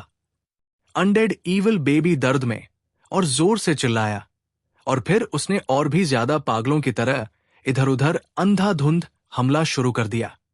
उसे इस बात की भी परवाह नहीं थी कि बहुत सारे छोटे भूत मारे जा रहे थे और मांस के टुकड़े बन रहे थे। ओडी बियाओ सभी के बीच में खड़ा था और लगातार शमैनिक मंत्र पढ़ रहा था। ये देखकर उसने जोर से सबको चेताया, इन्हें मारने की कोशिश मत करो। ये लोग मारे नहीं जा सकते। ये बस डीमन गॉड के सपने में बने शैतान हैं। हमारे पास बस दो रास्ते हैं, या तो इन्हें सील करो या इन्हें जाने दो। उसने एक बोन डैगर से अपनी बाजू काटी और अपना खून झंगी और दूसरों के हथियारों पर लगाया। शमन का खून गंदगी को रोक सकता है, शायद ये तुम्हारे लिए फायदेमंद हो, लेकिन अभी हमें तुरंत यहां से निकलना चाहिए। अगर ये युद्ध आगे बढ़ा तो हालात हमारे लिए और भी बुरे हो जाएंगे। ओडी बियाओ ने चारों तरफ देखा। भूतों की भीड़ चीखती हुई हमला कर रही थी। 8 इविल क्रोज और अनडेड इविल बेबी मिलकर एक खतरनाक नरसंहार कर रहे थे। ये सब कुछ बहुत अजीब है। ऐसा लग रहा है जैसे इन्हें पहले से पता था कि हम यहां आने वाले हैं। चीजें हमारी प्लानिंग के हिसाब से नहीं चल रही। हमें अब यहां से निकलकर काबू अपने हाथ में लेना होगा। कई लोगों को ये बात अब समझ आने लगी थी। ऐसा लग रहा था मानो ये पूरा जाल उनके लिए बिछाया गया हो। डेविल्स आई में कदम रखते ही मुसीबतें खत्म नहीं हुई थी। ऐसा लग रहा था मानो वो लोग मैमन को सील करने नहीं, बल्कि वो खुद मैमन के जाल में फंसे हुए हैं। पर ऐसा कैसे हुआ? क्या किसी ने अंदर से कुछ किया? झंग यी की निगाहें सब पर घूमी और आखिर में आओ चुंबू पर जाकर रुकी। उसे शक होने लगा कि कहीं ये सब ओचुंबू की प्लानिंग तो नहीं थी, क्योंकि वो रोमन कैथोलिक चर्च से आया था और इसी अभियान की शुरुआत उसी ने की थी। लेकिन क्या यह तर्कसंगत है? चर्च को सभी को मरवाने से क्या फायदा होगा? झंग यी को नहीं लगता था कि चर्च अकेले इस इंस्टेंस को क्लियर कर सकता है या मैमन को सील कर सकता है। ऊपर से ओचुंबू खुद भी इस वक्त बहुत मुश्किल से लड़ रहा था। अगर वो भी नहीं था तो फिर कौन हो सकता है? ओब्रायन हर एंगल से शक के घेरे में लग रहा था। तभी कांत की आवाज झंग यी के कानों में आई। ये सब कोई बड़ी साजिश लग रही है। लाओ झंग, हमें अब यहां रुकना नहीं चाहिए। अगर रुके तो मरेंगे ही। जल्दी निकलो, इन लोगों में से कोई जरूर दगाबाज है। झंग ये कुछ कहने ही वाला था कि तभी अनडेड ईविल बेबी ने उस पर अटैक कर दिया। उसकी जुबान से निकला विशाल डेथ बीम सीधा झंग यी की तरफ आया, जो उसे बहुत डरावना लगा। अगर निक्स ने उसकी आंखों को ब्लॉक न किया होता तो ये और भी खतरनाक होता। शी सेकंड हैंड ने उसकी अटैक की दिशा पहले ही पकड़ ली थी और झंग यी तुरंत पीछे हट गया। ये गोस्ट लीडर्स वाकई बहुत ताकतवर थे, लेकिन झंग यी अब वो मामूली एलियन नहीं रह गया था जो वो पहले हुआ करता था। अपनी ताकत और छुपे हुए ट्रम्प कार्ड्स के भरोसे वो अब ब्लैक बिशप लेवल के एलियंस से भी लड़ सकता है, और सबसे बुरा हुआ तो भी वो भाग तो सकता ही है, इसलिए उसे ज्यादा डर नहीं था। लेकिन इस जटिल माहौल में उसका असली मकसद था मैमन का सीलिंग स्पॉट ढूंढकर उसे सील करना, ताकि उसके शरीर पर बना ईविल आई का खतरा खत्म हो सके। साथ ही उसे लिंग का प्रोस्थेटिक बॉडी भी वापस पाना है, जो भविष्य में उसकी सबसे बड़ी ताकत बन सकती है। हमें अभी निकलना होगा, कोई लड़ाई नहीं करनी है। झंग यी ने सबको बुलाया और तुरंत यहां से निकलने का फैसला किया। उसने डिवाइन चेन से स्पीयर ऑफ लॉन्गिनस को लपेटा और उसे जोर से अनडेड इन्फेंट की ओर फेंका। वो विशाल ब्रॉन्ज खंभा सीटी मारता हुआ उसकी ओर गया। अनडेड ईविल बेबी ने न तो बचाव किया और न ही भागा। उल्टा वो बेहद दर्दनाक आवाज में चिल्लाया और उसे पकड़ने के लिए हाथ बढ़ा दिया। धड़ाम, स्पीयर उसके हाथ से टकराया और फिर उसके पेट पर जा लगा। उसका विशाल शरीर तालाब में एक ओर झुक गया और वो और जोर से करहाने लगा। अनडेड ईविल बेबी अब पूरी तरह पागल हो गया था। उसके मुंह से निकली काली रोशनी चारों ओर अंधाधुंध चलने लगी। जब झंग यी को समझ आया कि इससे ज्यादा नुकसान नहीं हो रहा, तब उसे यकीन हो गया कि अब ये चीज इंसानों के बस की नहीं है। उसे जल्दी से इस घेराबंदी से निकलना होगा। लेकिन अब तक तो सबको इकट्ठा करना भी एक लग्जरी बन चुका था। सेनलियो वंचिंग के टूटते ही ढेर सारे भूत और ईविल क्रोस पहले ही सामने पहुंच गए थे और एलियन कॉलिशन से खून खराबे की लड़ाई शुरू कर चुके थे। लाओ झंग, जल्दी निकलो, अब और देर नहीं कर सकते। हम सबको नहीं बचा सकते। कांत की आवाज जोर से झंग यी के कानों में गूंजी और झंग यी को बेचैनी होने लगी। चारों तरफ शक्तियों का टकराव और उड़ते हुए मांस के टुकड़े बिखरे हुए थे। इसी वक्त झंग यी को अचानक चक्कर सा आया और उसके कानों में एक तेज इलेक्ट्रिक आवाज गूंजने लगी। वो कुछ भी ठीक से सुन नहीं पा रहा था। बूज, इस चक्कर और टेनिटस की वजह से उसका बैलेंस बिगड़ गया और वो लगभग तालाब में गिरने ही वाला था। और ठीक तभी एक बेहद ठंडी लेकिन जानलेवा किरण चुपचाप उसके पीछे से निकल कर आई।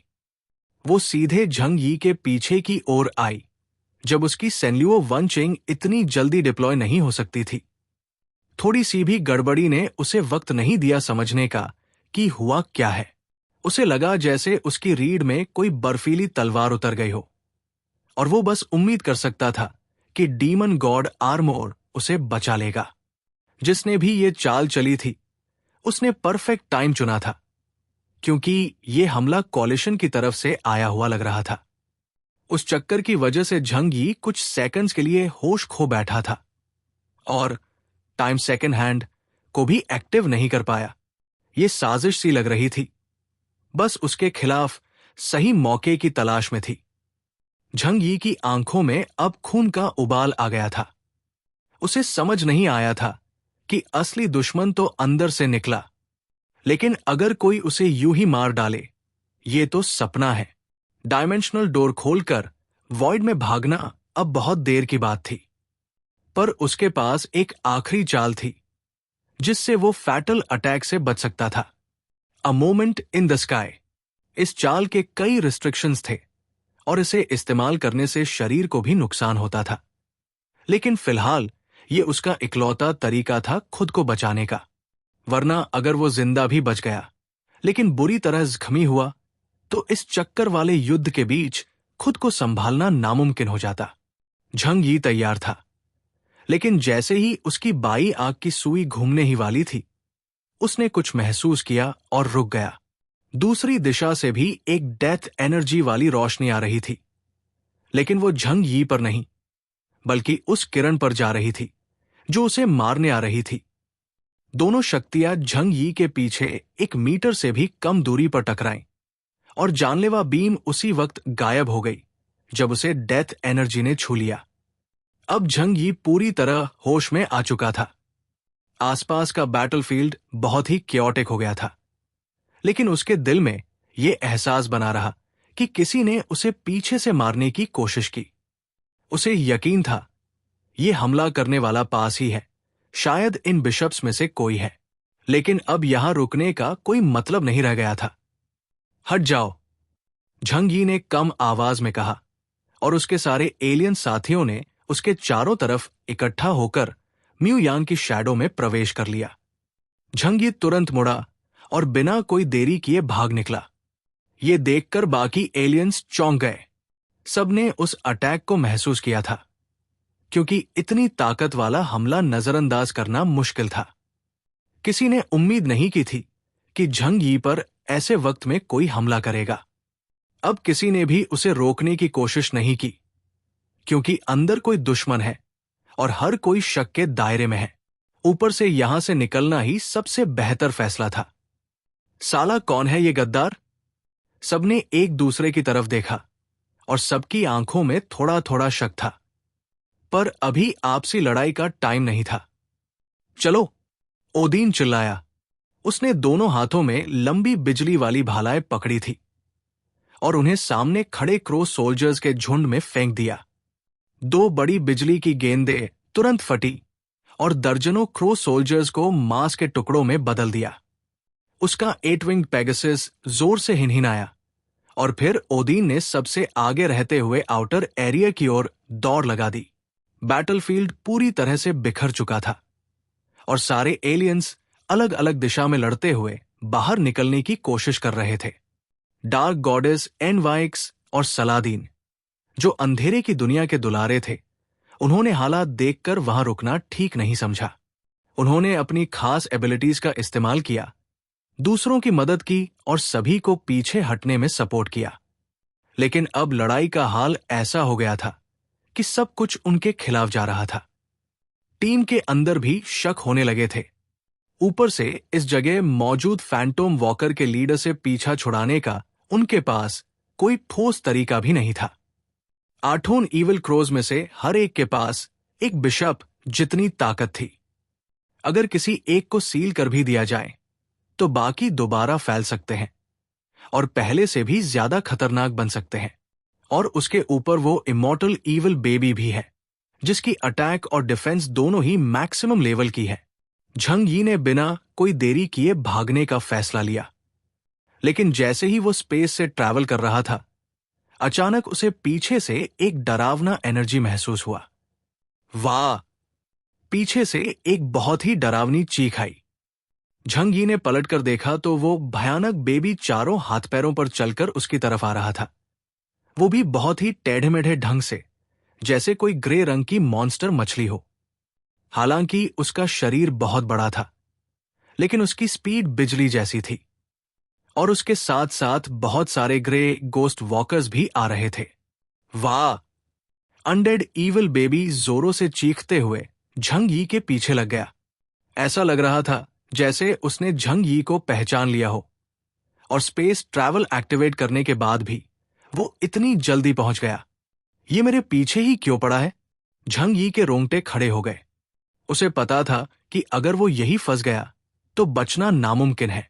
दूर से क्रो ऑफ ईविल भी बहुत तेजी से उसकी तरफ आ रहा था, मानो किसी भी कीमत पर लड़ना तय हो। गोस्ट वॉकर्स उन सभी को मार डालते हैं जो मैमन के सील्ड इलाके में घुसते हैं, जब तक कि वो खुद गिर ना जाएं और नए गोस्ट वॉकर्स न बन जाएं। झंग यी ने पूरे होश में आसपास पर नजर बनाए रखी, क्योंकि उसे नहीं पता था कि अंधेरे में कौन कब हमला कर देगा।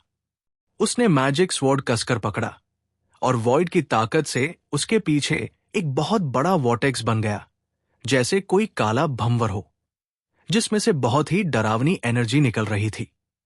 झंग यी ने अपनी कलाई घुमाई और पूरे दम से एक हमला निकाला, जो मैजिक नाइफ से निकला और सीधा अनडेड इविल बेबी की आंखों को चीरता हुआ गया।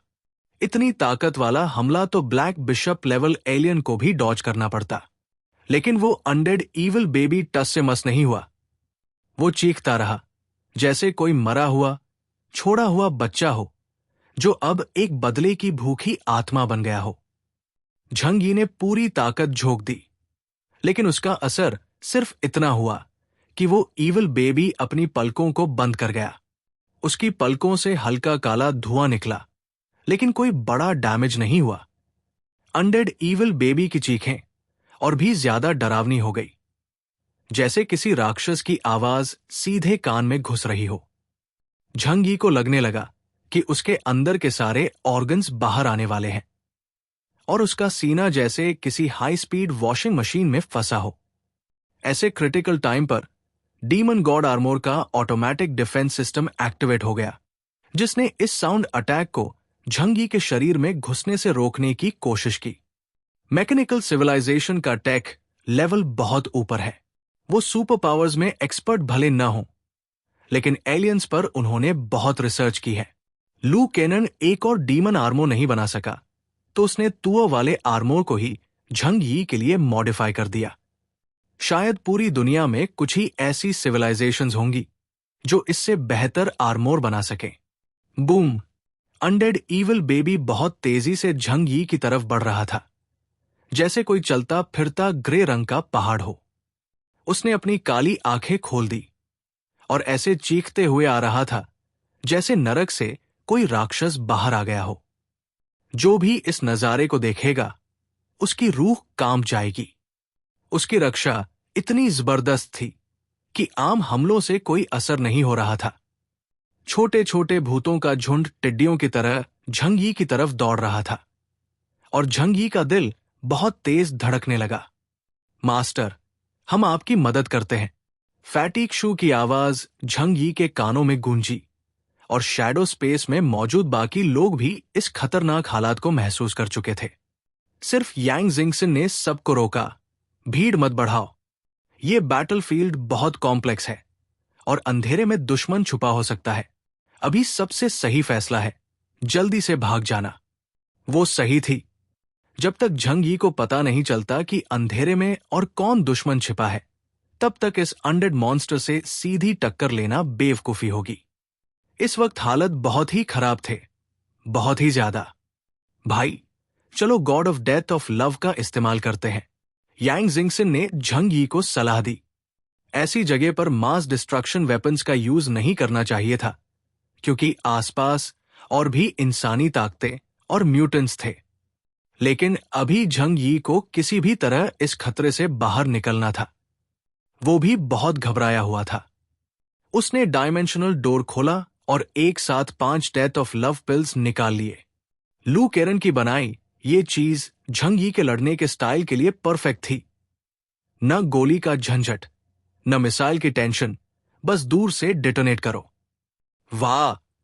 अनडेड इविल बेबी झंग यी की तरफ चीखता हुआ भागा। उसका सिर अब सिर्फ 5 मील की दूरी पर था।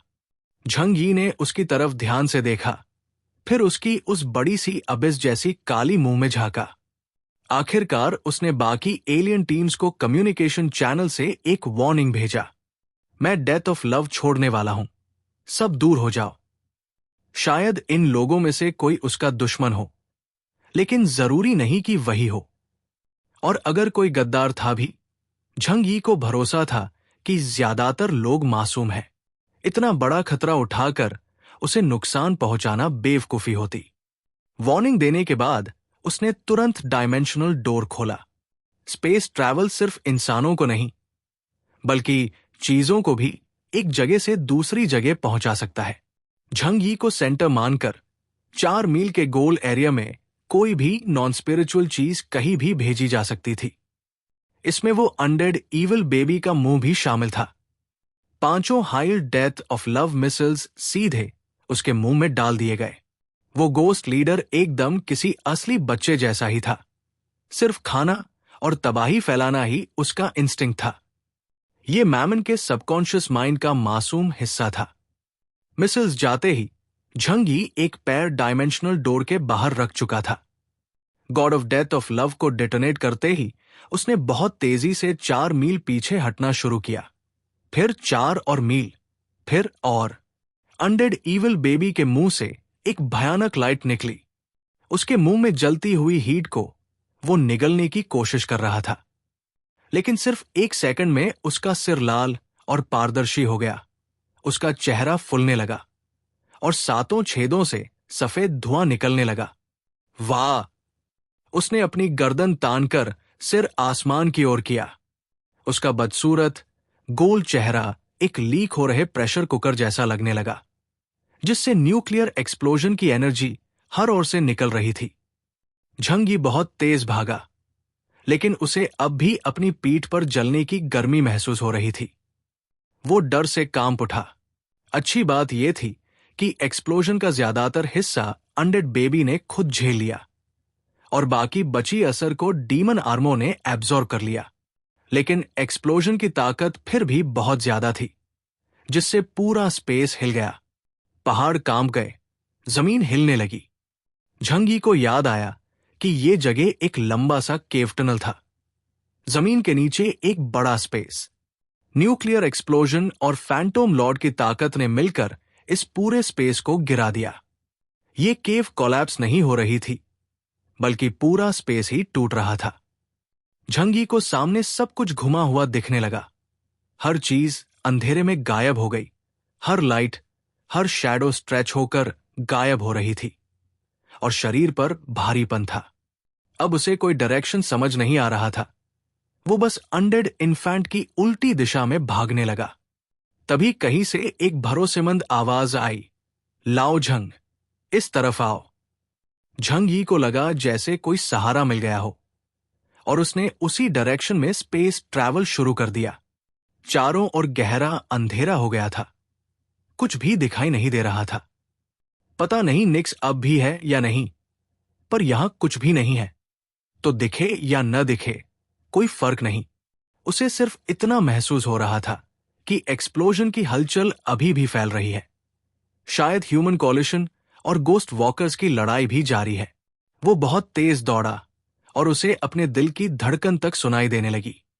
शांत हो जा, गहरी सांस ले। ठीक है, अब दिल की धड़कन नॉर्मल हो गई। कुछ गड़बड़ है। कुछ ऐसा हुआ था जो बिल्कुल गलत था। ये सब इत्तेफाक नहीं हो सकता। मेरी सिक्स्थ सेंस कई बार मुझे मौत से बचा चुकी है। ये अजीब फीलिंग जरूर किसी अनजानी चीज की ओर इशारा कर रही है। गोस्ट वॉकर और उसके लीडर का आना इत्तेफाक नहीं था। जैसे ही हम इस दुनिया में आए, उसी वक्त किमेन दूंजिया ट्रैप में फंसना इत्तेफाक नहीं था। चुपचाप हमला होना भी इत्तेफाक नहीं था। तो क्या ये साजिश थी? यहां किसने मुझ पर हमला किया? हमला इतना तेज था कि मेरी जान तक जा सकती थी। और मेंटल पावर का सडन ब्लास्ट, मेंटल लेवल पर मेरी डिफेंस कमजोर है। अगर मैं ध्यान न दूं तो टैंक क्लास मेंटल म्यूटेंट भी असर डाल सकता है। लेकिन ऐसा हमला सिर्फ कोई बिशप कर सकता है। ओदीन की ताकत बिजली है, ओलिव की आग। हमने फ्रेमोन से उनकी फाइट देखी है, तो वो नहीं हो सकते। तो फिर ओडिबियाओं, सलादीन या कोलम्बिया वाला एंड्रोजनस बंदा? लेकिन उनका मकसद क्या है, ये समझना मुश्किल है। झंगी के दिमाग में एक ख्याल आया, कहीं उन्हें ये तो पता नहीं चल गया कि मैंने सबको धोखा दिया था। आखिर में यह ट्राइब का वारिस मैं ही निकला। कई तरह के थॉट्स दिमाग में घूमने लगे और झंगी को समझ नहीं आया कि वो कौन था। थोड़ा सोचने के बाद उसे लगा कि सलादीन और चरण, निक्स सबसे बड़े सस्पेक्ट्स हो सकते हैं, क्योंकि उस वक्त सब लोग साथ थे और ओडिबियाओं तो लगातार मंत्र पढ़ रहा था। अगर कोई और अटैक करता तो साफ दिख जाता, लेकिन सलादीन और निक शैडोज का इस्तेमाल करके अटैक कर सकते थे और किसी को पता भी नहीं चलता। हालात उतने सिंपल नहीं है जितना मैं सोच रहा था। और भी बात है। झंगी की भौहें सिकुड़ी और एक नया सवाल उठा। जब मुझ पर हमला हुआ, तब मेरी मदद चुपचाप किसने की? Chapter 1930 death highway 1। झंग यी के दिमाग में हजारों ख्याल चल रहे थे, लेकिन जल्द ही वो इन सब चीजों के बारे में सोचने का वक्त भी नहीं निकाल पाया, क्योंकि उसने देखा कि उसके सामने की वीरान जमीन पर काले तूफानी हवा में सूखे झाड़ झक्कड़ लुढ़क रहे थे। उस सन्नाटे में सिर्फ उनके खड़कने की आवाज आ रही थी, जैसे इस पूरी दुनिया में बस वही एक मशीन बचे हों। किसी पल में वो अचानक एक अजीब सी जगह पर पहुंच गया। अभी जो सब कुछ हुआ था वो जैसे गायब हो गया था। न कोई लंबा अंधेरी टनल था, न कोई डरावने गोस्ट वॉकर्स की भीड़। जो मरा हुआ बच्चा जैसे दिखने वाला राक्षस था, वो भी नहीं था। सब कुछ मानो एक बुरा सपना था। ऐसा लगा जैसे उसे किसी और दुनिया में फेंक दिया गया हो। झंग यी, जो अब भी अपने काले डीमन आर्मोर में था और उसके दाएं हाथ में वो बड़ा खून से भरा डीमन स्वॉर्ड था, एक लंबी सड़क के बीचों बीच खड़ा था, जो दुनिया के आखिरी सिरे तक जाती दिख रही थी। ये सड़क बहुत पुरानी लग रही थी। जमीन पर कई पुरानी दरारें थी, जैसे वक्त के निशान हो, जो बीते दौर की कहानी सुना रही थी। दूर का हराइजन धुंधला था और वहां की अंधेरी रेखा सारी रोशनी को निगल रही थी। वाकई ये एक सड़क थी, बहुत लंबी, जो दूर तक जा रही थी। जमीन पर दरारें थी और ये एकदम साफ दिखाई दे रही थी कि ये एक पुरानी एस्फाल्ट रोड थी, कुछ दर्जन मीटर चौड़ी। सड़क इतनी चौड़ी थी कि 3-4 गाड़ियां एक साथ चल सकें, वो भी बिना टकराए। चारों तरफ बस वीराना था। ज्यादा कोई पेड़ पौधे नहीं थे, बस वो काले धूसर रंग के सूखे झाड़ तेज हवा में लुढ़क रहे थे। उनकी धीमी सी आवाज ही इस मरे हुए माहौल की एकमात्र हलचल थी। दूर तक देखा जाए तो हर दिशा में सिर्फ अंधेरा ही अंधेरा था। ये जगह कुछ वैसी लग रही थी जैसे वेस्टर्न वर्ल्ड में सूरज डूबने के बाद का समय हो। झंग यी की आंखों के सामने अब बस ये वीरान सड़क बची थी। उसने अपनी नजरें सड़क की सीध में आगे बढ़ाई, शायद कोई उम्मीद या इशारा मिल जाए। हवा में एक अजीब सड़ांध जैसी गंध थी, जो इंसान को बेचैन कर देती थी। झंग यी ने गहरी सांस ली, आंखें बंद की और अपने मन को शांत किया। इस शांत और मरे हुए माहौल में उसकी धड़कनें साफ सुनाई दे रही थी, मानो वही जिंदा रहने का अकेला सबूत हो। वो धीरे से नीचे बैठा और इधर उधर चौकन्नी निगाहों से देखने लगा। उसकी हर छोटी हरकत में सावधानी थी। उसने अपनी उंगली बढ़ाई और जमीन को छुआ। जब उसकी ठंडी मेटल वाली आर्मों ने उस पुराने एस्फाल्ट रोड को छुआ, तो उसे एक जाना पहचाना लेकिन अजीब सा एहसास हुआ। उसकी इंटेलिजेंस सिस्टम ने उसकी बात कंफर्म कर दी। ये वाकई एस्फाल्ट रोड ही है, ये मैमन का सपना है, झंग यी ने खुद से धीरे से कहा। यह सोचते ही उसका माथा थोड़ा सिकुड़ा, लेकिन उसने जल्दी ही अपने आप को संभाल लिया। या फिर शायद ये इंसानों की यादों के आधार पर बना कोई सपना है। तभी फैटिक शू की आवाज उसके कानों में आई। मास्टर, ये जगह बड़ी अजीब लग रही है, लेकिन पता नहीं क्यों मुझे थोड़ी सी अच्छी भी लग रही है। ओ, क्यों? झंग यी ने भौहें उठाकर पूछा। क्योंकि यहां बर्फ नहीं है। झंग यी को बात समझ में आ गई और उसने फिर से दूर देखा। आगे हो या पीछे, दोनों तरफ वही चौड़ी एस्फाल्ट वाली सड़क थी, जो कहीं खत्म नहीं होती, और चारों तरफ बस सूनी वीरानी थी। बाहर की असली दुनिया में ऐसी जगह मिलना नामुमकिन है। शायद इसी वजह से उसे थोड़ी नॉस्टैल्जिया हो रही थी। अभी बातें करने का टाइम नहीं है। ये जगह सही नहीं लग रही। हमें जल्दी से जल्दी यहां से निकलने का रास्ता खोजना होगा। कांत ने फैटिक शू को डांटा। फैटिक शू ने शर्म से सिर खुजाते हुए कहा, हैं? सॉरी मिस्टर कांत, मैं बस थोड़ी देर के लिए मूड में आ गया था। शैडो स्पेस में कांत सबके बीच में हाथ बांधे खड़ा था। सभी की नजरें उसी पर थी, जैसे कोई फैसला उसी को लेना हो। कांत ने झंग यी से कम्युनिकेशन चैनल पर बात की। वैसे तो हम फिलहाल खतरे से बाहर हैं, लेकिन किसी को भी उन लोगों के पास नहीं जाना चाहिए। उनमें से कोई एक गद्दार हो सकता है। जब तक हमें यह पता न चले कि तुम्हें मारने की कोशिश किसने की, तब तक कोई उनसे कांटेक्ट न करे। पर अभी के लिए हमें पहले इस अजीब जगह से निकलना है। झंगी ने पूछा, अब हमें क्या करना चाहिए? कांत ने जवाब दिया, यहां सिर्फ एक ही रास्ता है, हमें इसी रास्ते पर आगे बढ़ना चाहिए।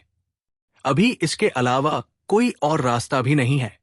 झंगी ने गहरी सांस ली और उसकी आंखों में एक ठोस इरादा साफ झलकने लगा। उसने सबसे समझदार इंसान से पूछना सही समझा। जिंगसन, तुम्हें क्या लगता है? यांग जिंगसन ने कांत की तरफ देखा और कांत ने उसे एक हल्की मुस्कान दी। यांग जिंगसन ने कांत की तरफ सिर हिलाया और हल्का मुस्कुरा दी, लेकिन तुरंत ही उसने प्लानिंग पर ध्यान लगाया। कुछ भी करने से पहले प्लान जरूरी है। भले ही हम डेविल्स आई में अभी अभी आए हैं और हमारे पास ज्यादा जानकारी नहीं है, फिर भी कुछ चीजें हमें पता है। अभी हम इतना तो पक्का कह सकते हैं कि ये जगह हुएक्सू देश की किसी प्राचीन सभ्यता से जुड़ी है, शायद किनलिंग ड्रैगन क्लैन से। मैं फिर से प्राचीन किताबें देखूंगी, खासकर ज़हू जिवेन के बारे में। और हां, झंगी भाई। यांग जिंगसन थोड़ा रुकी और उसके चेहरे पर एक हल्की सी शिकन आ गई। उसे कुछ अजीब सा लगा, फिर भी उसने बात जारी रखी। क्या तुम्हारे एलियन स्पेस में जो गोस्ट सील किए गए हैं, उन्हें हम स्टडी नहीं कर सकते? हो सकता है उनमें कुछ इंसान हो, शायद हमें कुछ नया पता चले। झंगी ने माथे पर हाथ मारा और कहा, अरे हां, मैं तो उसे भूल ही गया था। हालांकि सियुमो गेट का बहुत हिस्सा तबाह हो गया था, फिर भी कुछ हिस्सा अब भी बचा हुआ था। उनमें से एक गोस्ट अंदर ट्रैप था।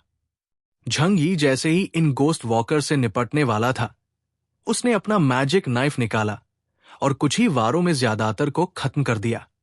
कुछ को जिंदा छोड़ दिया ताकि झू केया उनका अध्ययन कर सके। लेकिन उसके एलियन स्पेस में एक और सबसे बड़ा सिरदर्द अभी भी सील था, ईविल क्रो का एक क्लोन।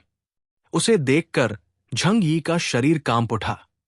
वो लड़ाकू शक्ति का ईविल क्रो था और उसका स्टाइल क्लोज कॉम्बैट का था, इसलिए वो झंगी के सील को तोड़ नहीं पा रहा था।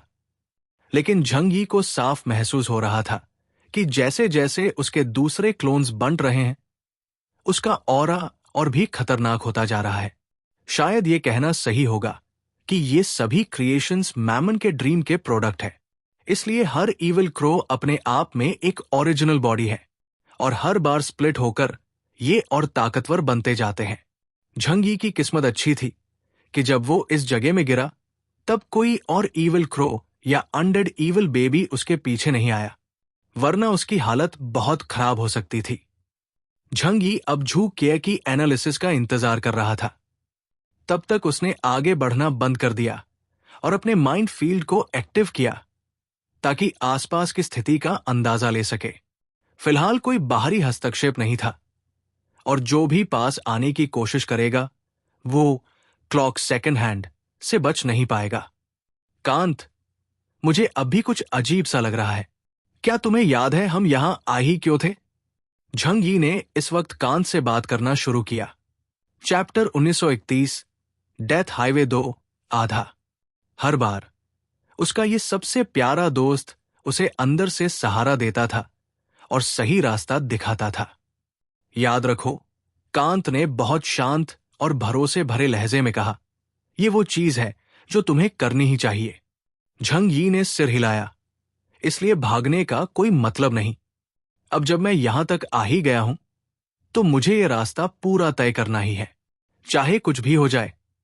मुझे वो चीज हासिल करनी है। कांत ने कहा, लाओ झंग, मैं हमेशा से तुम्हारी काबिलियत पर भरोसा करता आया हूं और तुम जो भी फैसला लोगे, मैं उसे पूरा करने में कोई कसर नहीं छोड़ूंगा। तुम वो चीज जरूर पाओगे। झंगी की आंखों में एक गहरा अंधेरा सा तेज चमका। ये काम हर हाल में करना है, नहीं तो जब हम इस जगह से बाहर निकलेंगे तो और भी बड़ी मुसीबतें सामने होंगी। फैटिक्शू ने बीच में टोकते हुए पूछा, लाओडा, आखिर तुम लेना क्या चाहते हो? झंगी मुस्कराया और बोला, अभी के लिए बस इतना समझ लो, जाने का कोई फायदा नहीं है। झू के ने गोस्ट की बायोलॉजिकल टिश्यू की एनालिसिस पूरी कर ली थी और आखिर में यही नतीजा निकाला। झंगी, इस क्रीचर के जीन्स इंसानों जैसे ही है। झंगी ने सिर हिलाते हुए कहा, मुझे पहले से अंदाजा था। अनडेड ईविल बेबीज की शक्ल इंसानी बच्चों जैसी ही है, और वो जो ग्रे गोस्ट्स हैं, उन्होंने आओ फैमिली से भी लड़ाई की है। मतलब ये कि ये गोस्ट्स पुराने जमाने में मैमन के सामने झुक चुके इंसान ही हैं। और जो अनडेड इन्फेंट की शक्ल है, वो भी 6th जनरेशन के आने की वजह से मैमन के सपनों में आई छवि है, और उसी से ये पैदा हुआ है। और ये जो क्रो सोल्जर्स है, शायद ये प्री हिस्टोरिक टाइम के इंसान हैं। उनकी बनावट देखकर लगता है कि ये आर्क या इहुआ ट्राइब के लोग हो सकते हैं। हालांकि इस वक्त ये जानकारी ज्यादा काम की नहीं थी, लेकिन झंग यी ने यहां रुककर अपने इमोशंस को पूरी तरह से कंट्रोल में ले लिया। अब हमें निकलना चाहिए। झंग यी ने चारों ओर देखा और पाया कि यहां से निकलने का कोई और रास्ता नहीं है, बस एक सीधा रास्ता है। लेकिन झंग यी कभी ऐसा इंसान नहीं रहा जो सीधी लकीर पर चले। उसने ऊपर आसमान की ओर देखा, फिर तुरंत सेकेंडरी डोर खोला और ऊपर उड़ने की कोशिश की। स्विश! कुछ ही शटलिंग के बाद उसके पैर जमीन पर टिक गए, लेकिन किसी अनदेखी ताकत ने उसे जोर से नीचे खींच लिया। ये सपनों की दुनिया है, यहां से फिजिकल तरीके से बाहर नहीं निकला जा सकता। यांग जिंगसन ने कहा, यहां एक रास्ता है, हम मैमन के बनाए रूल्स में फंसे हैं, इसलिए हमें इसी रास्ते पर चलना होगा और देखना होगा कि आखिर इसके आखिर में क्या छिपा है। अब झंग यी के पास कोई और ऑप्शन नहीं था, लेकिन उसे एक बात पर पूरा यकीन था, जो कभी लिंग ने कही थी। मैमन को 4 हॉर्समैन ने बुरी तरह घायल किया था, और उसे इस वक्त दूसरों से लड़ने का वक्त नहीं है। अगर यहां वो किसी गोस्ट लीडर से भी टकरा जाए, जो मैमन की कमजोरी के वक्त पैदा हुआ हो, तब भी झंग यी अपने आप को बचा सकता है। कम से कम किसी एक गोस्ट लीडर से आमने सामने लड़ते हुए वो मारा नहीं जाएगा। इसलिए उसने पूरी तैयारी कर ली और कहा, ठीक है, चलो इस रास्ते पर बढ़ते हैं, देखते हैं आगे कौन सा राक्षस रास्ता रोके बैठा है। उसने सोचा और एलियन स्पेस से एक चैरियट बाहर निकाला। स्नोमोबाइल तो यहां काम नहीं आने वाली थी, तो उसने एक बहुत एडवांस्ड आर्म्ड मोटरसाइकिल निकाली। ये बाइक रेनॉल्ट कंपनी की बनाई हुई थी, 5 साल पुराना मॉडल, काली रंग की, बहुत ही एग्जैजरेटेड और जबरदस्त दिखने वाली, 200 हॉर्स पावर के साथ, जिसे सड़क का शेर कहा जाता था। ये झंग यी की पुरानी कलेक्शन का हिस्सा थी, तियनहाई सिटी के वेयरहाउस से जो चीजें उसने इकट्ठा की थी उनमें से। और ये 3 साल में पहली बार थी जब ये बाइक फिर से दुनिया में आई थी। सामने जो सीधा रास्ता था, वो इस बाइक के लिए ही बना हुआ लगता था। अगर यहां ड्राइव न करे तो बहुत ज्यादा बर्बादी होती। झंग यी बाइक पर चढ़ा, चोक खींचा, और सड़क का ये शेर जोर से गरज उठा, ऐसी आवाज जो किसी भी इंसान का दिल तेज कर दे। भाई, क्या मैं तुम्हारे पीछे बैठ सकता हूं? यांग जिंगसन ने अचानक ऐसा रिक्वेस्ट कर दिया। यह सुनकर झंग यी एक पल के लिए हैरान रह गया। वो हमेशा से यांग जिंगसन को बहुत मानता था, क्योंकि ये छोटी लड़की उसकी सबसे भरोसेमंद सोचने वाली टीम का हिस्सा थी, और वो उस पर पूरी तरह निर्भर थी, बिना किसी झिझक के। लेकिन इतना खतरनाक वक्त होने के बावजूद अचानक बाइक की पीछे वाली सीट पर बैठने की बात थोड़ी अजीब लगी। मगर झंग यी ने सोचा और मुस्कराया। आखिर वो है भी तो एक छोटी सी लड़की। छोटी लड़कियों को शायद थ्रिल पसंद होता है, और बाइक की पीछे सीट पर बैठकर तेज रफ्तार का मजा लेना उन्हें अच्छा लगता है। वरना इतने सारे यंग लड़कियां जो खुद ज्यादा कुछ नहीं जानती, वो पीले बालों वाले लड़कों की बाइक या इलेक्ट्रिक बाइक पर क्यों बैठती होंगी? ठीक है, आ जाओ ऊपर। यांग जिंगसन तुरंत शैडो से बाहर आई, झंग यी की बाइक की पीछे सीट पर बैठ गई और उसके मजबूत कमर को कसकर पकड़ लिया। झंग यी ने डीमन गॉड आर्मोर का शेप थोड़ा एडजस्ट किया, ताकि यांग जिंगसन को कोई चोट न लगे। अच्छी तरह पकड़ लो, झंग यी ने उसे धीरे से याद दिलाया। यांग जिंगसन के चेहरे पर एक प्यारी सी मुस्कान आई। फिर उसने अपना सिर झंग यी की पीठ से सटा लिया और हल्के से सिर हिला दिया। हाँ, अच्छे भैया, झंग यी ने जोर से स्टार्टिंग लीवर पर पैर मारा और बाइक एक जंगली जानवर की तरह आगे भाग निकली। सामने दूर तक सिर्फ वीरान जंगल, सूखी घास के गोले और लंबी सड़क दिखाई दे रही थी। ये सड़क ऐसी लग रही थी जैसे आसमान तक जा रही हो। झंग यी बहुत देर तक बाइक चलाता रहा और अचानक उनके सामने एक चमकदार रोशनी का छोटा सा बिंदु नजर आया। शायद यहां रात का वक्त था और रोशनी कम थी, इसलिए वो बिंदु सबका ध्यान अपनी ओर खींच रहा था। लाओ झंग, देखो, कांत ने चेताया। वो क्या है? ऐसा लग रहा है जैसे कोई टैवर्न हो। बाइक तेजी से आगे बढ़ी और जैसे ही कैमरा ने जूम किया, झंग यी को बिल्डिंग साफ दिखाई देने लगी। वो वही था जैसा कांत ने कहा, एक पुरानी सी दिखने वाली पब। बाहर एक नियॉन साइन जल रहा था जिसमें चाइनीज में लिखा था, हेल पब, नरक की शराब की दुकान। फैटिक शू चिल्लाया, ये तो बहुत ज्यादा ऑब्वियस है। धत तेरी, हेल टैवर्न, नाम से ही लग रहा है कि ये कोई अच्छे लोगों की जगह नहीं। सभी लोग बैटल के लिए रेडी हो गए। झंग यी के दिल में एक अजीब सी फीलिंग उठी और उसकी आंखें समंदर जितनी गहरी हो गई। यांग जिंगसिन उसकी पीठ से सटकर बैठी थी। उसकी आंखें थोड़ी बुझी हुई लग रही थी। न जाने वो क्या सोच रही थी। झंग यी ने हाथ में एक्सेलरेटर को कसकर घुमाया और स्पीड 200 से बढ़कर 250 हो गई। स्विश! बाइक जंगल के रास्तों को तूफान की तरह काटती हुई निकली। इतनी स्पीड पर चलाना बहुत खतरनाक था, लेकिन जो थ्रिल हवा की तेज रफ्तार और तेजी से पीछे भागते शैडोज और लाइट से मिल रहा था, उसने दिल की धड़कनें तेज कर दी। डायमेंशनल डोर खुला और बाइक एक दरवाजे से घुसकर आगे के रास्ते पर दूसरे दरवाजे से बाहर निकली। झंग यी ने बिल्कुल भी हिचकिचाहट नहीं दिखाई और सीधे उस टैवर्न को बाईपास कर दिया। वो उन चीजों को छूना ही नहीं चाहता था जिनके बारे में उसे पहले से अंदाजा हो कि वो खतरनाक है, और भला कोई बेवकूफी होगा जो उस जगह पर रुकने की कोशिश करे। खतरा तो साफ दिख ही रहा था। मगर जब झंग यी करीब 2 मिनट और बाइक चलाकर आगे निकला, वो पब फिर से सड़क के किनारे खड़ी थी। Chapter 1932, hello tavern 1। देखो, फिर से वही आ गया है। अंकल यू का चेहरा गंभीर हो गया। बिल्कुल वैसी ही बिल्डिंग, बिल्कुल वही हेल टैवर्न का साइन। ऐसा लग रहा है जैसे यहां कोई भूतिया दीवार है। क्या इससे बाहर निकलने का कोई रास्ता नहीं है? झंग यी चुप रहा, लेकिन उसने बाइक चलाते हुए सामने की सड़क पर ध्यान बनाए रखा और अपने स्मार्ट सिस्टम से चारों ओर के दृश्य का विश्लेषण करने लगा। सीन पूरी तरह से 100% ओवरलैप हो रहा है। तुम पहले यहां आ चुके हो। जब झंग यी तीसरी बार हेल टैवर्न के पास पहुंचा, तो आखिरकार उसने बाइक सड़क किनारे रोक दी। ये मैमन का सपना है। हमें यहां से निकलने के लिए कुछ विशेष शर्तें पूरी करनी होंगी। शायद हमें इस टैवर्न के अंदर जाना होगा, तभी आगे क्या होगा ये पता चलेगा। झंग यी ने बाइक किनारे खड़ी कर दी।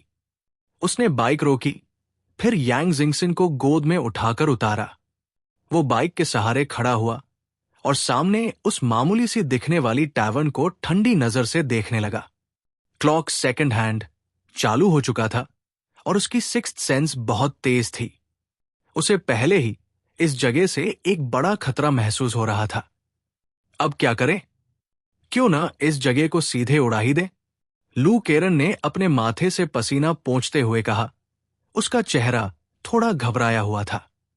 आखिर उसे बैटलफील्ड का ज्यादा अनुभव नहीं था, खासतौर पर आज जब उसने इतने अजीब नजारे देखे तो उसका पूरा शरीर पसीने से भीग चुका था। इस समय कांत ने बात शुरू की। ये जगह पूरी तरह अजीब है। हमें कोई भी कदम सोच समझ कर ही उठाना चाहिए। मत भूलो, ये डीमन गॉड की ड्रीम वर्ल्ड है।